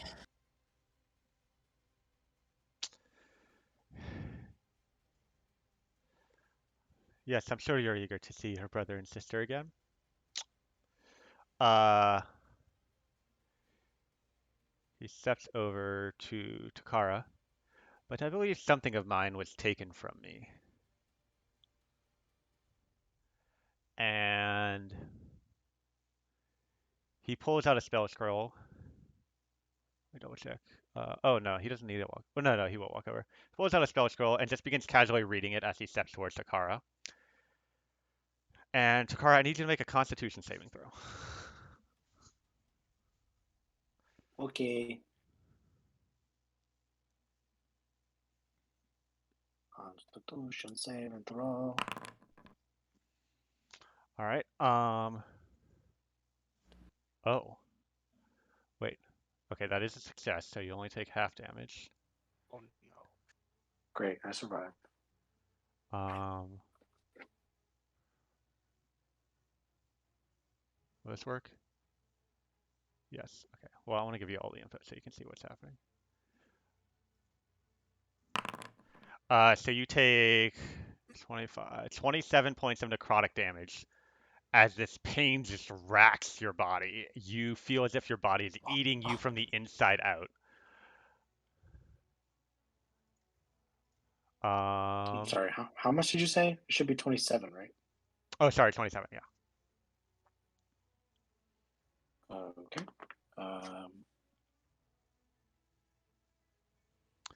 And then he will, let's see.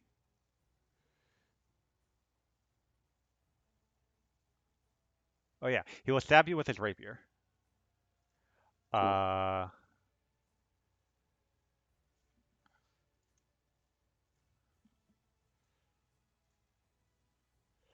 right. As you fall unconscious. So to clarify, as this rapier stabs him, it's this beautiful rapier with all these intricate carvings on it, and as he stabs into it, um, you feel the blood drain from your body, and you see he's kind of revitalized as he regains how much? 13 hit. Oh, he's dead. not No, he's So dead. we beat him. We beat him. We got him. Oh, now you know his hit points. Whatever. Spoilers. And you need to make a charisma saving throw. Okay. Which bullshit can one man have? Yeah, it's a failure. And as well, so you're not unconscious because that's not how my thing works. So you're bleeding out now. And you feel your connection to your god. It's gone. The sense of magic that you felt you had a grasp over by channeling his power or the oath that you swore, that feeling is completely gone. And then he will lean over and grab the stone from your hand. You can make a sleight of hand check with disadvantage if you want to try to hang on to it. I mean, no. Okay, then we'll have to Come take. on. No. No. I just want to see the number. As you fall to the ground, you can see me standing there with a smile on my face, and I'm just shaking my head. I Alright. always thought you were stronger than that. Pity. So he takes the stone, puts it in his pocket, and turns and says, Mihi, let's head home. Oh, and then he will wave his hand, and the golem will disappear into a portal the same way it appeared. Takara, make a. So it's your turn. You can't use any class features because you're bleeding out. You need to make a. But you're prone. You can't stand up. But you can take an action or move up to half your speed. No class features. Correct. All right. So you can make a single weapon attack. You can grapple, dash, disengage, dodge. Do I have any ability to use any kind of divine magic anymore? Um. I'll try.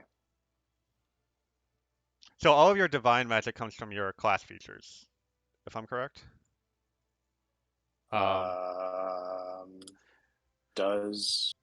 Is Cure Wounds a class feature? I don't know. Yeah, it's a spell, and your spells are from your okay. class. Yeah. So like when you're bleeding out, you're like on the verge of death, and so it's just like you're not able Right. to manifest the strength needed. That's separate from the ability that his rapier does, which Gotcha. you can tell that you have been separated from the essence of magic in some way. Mm-hmm. Okay.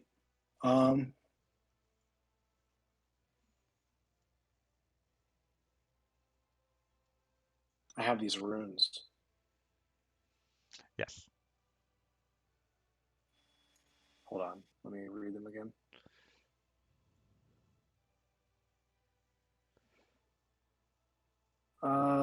I do nothing.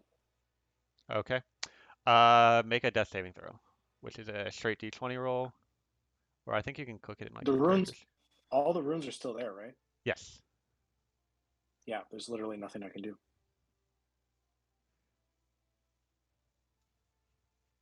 I actually don't know where the death. Oh, I see it. All right. Well, at the end of your turn, you feel a surge of courage, and a natural 20 will put you. Wait. Oh, it's not. It's not a Why? natural Why is 20. it green? Okay, never mind. Anyway, well, that's a success. But you're still bleeding out.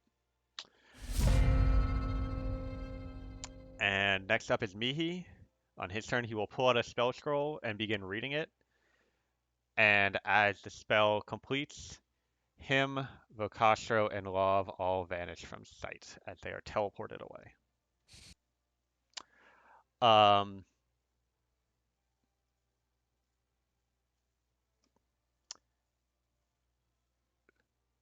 Does somebody have like a healing spell for Takara or something? I mean, 'Cause I there's would no. cast Spare the Dying. Yeah. Isn't it? Doesn't he still have that? Yeah, it won't do anything. Uh, The rune As long as I of. have a green rune, I cannot regain hit points. I'm going. Can I try and dispel magic to get rid of the negative integrity rune? Make Or can I? a Is it? make an Arcana check for me first. Yeah, I was about to say, there's no way you'd know that. Anna. Might see the rune, right? So you don't know much about runecraft. The one thing you do know is that the specific symbols that are created is very important. And if the symbols are altered in any way, it hampers the effectiveness of the rune. Um. But Would there be? dispel magic would work on removing a rune. Could I like weave my magic in a way to like disrupt the rune? What sort of magic? I was gonna try like. Or describe to me how you would do this. So looking at the rune, I would try and like force the depiction of the rune to like if I took a rune, like let's say it was a triangle, I'd try and scribble over it. Okay. So I would say channeling some of your like fire magic, you're able to like create a kind of a scorch mark and applying that like um mark onto Chikara, the rune is no longer that the original mark. It is now an altered mark, and so the black rune vanishes. Um, Uh, and a question on dispel magic that mhm. only works on one effect at a time. Let me see. Any spell of third level. Okay, so I would say actually dispel magic would remove all of the runes, but if there's the black rune, like it's the black runes and then the other runes. So now that the black rune is gone, you're pretty confident a dispel magic would just get rid of all of them. Rob, can you take care of? I'm not Rob. Sarkovan, can you dispel magic the rest of this? Yes, I can. With my last remaining spell slot of this level. But don't make me feel bad about it. Damn. I cast dispel magic at third level. And you see the scars from the runes are still there, but all of the glowing effect vanishes. And can I quickly cast Cure Wounds on Takara? Yep. Um, yeah, so go ahead and roll that. Takara will regain the hit points and return back to 13 HP. 13. Yeah, just for a little bit of clarification there. So uh, doing the fire would have inflicted a point of burn damage to Takara, which would have been another failed save, but it still wouldn't have been a problem. And then Takara, after a few moments, you feel your connection to magic return. So that effect was That's a good. save every turn, but while you're under when you get hit by his rapier and you fail the saving throw, you are unable to access magic until you save. For future reference if needed. Cool. And that's tonight's session. Thanks for playing, everybody. What the fuck?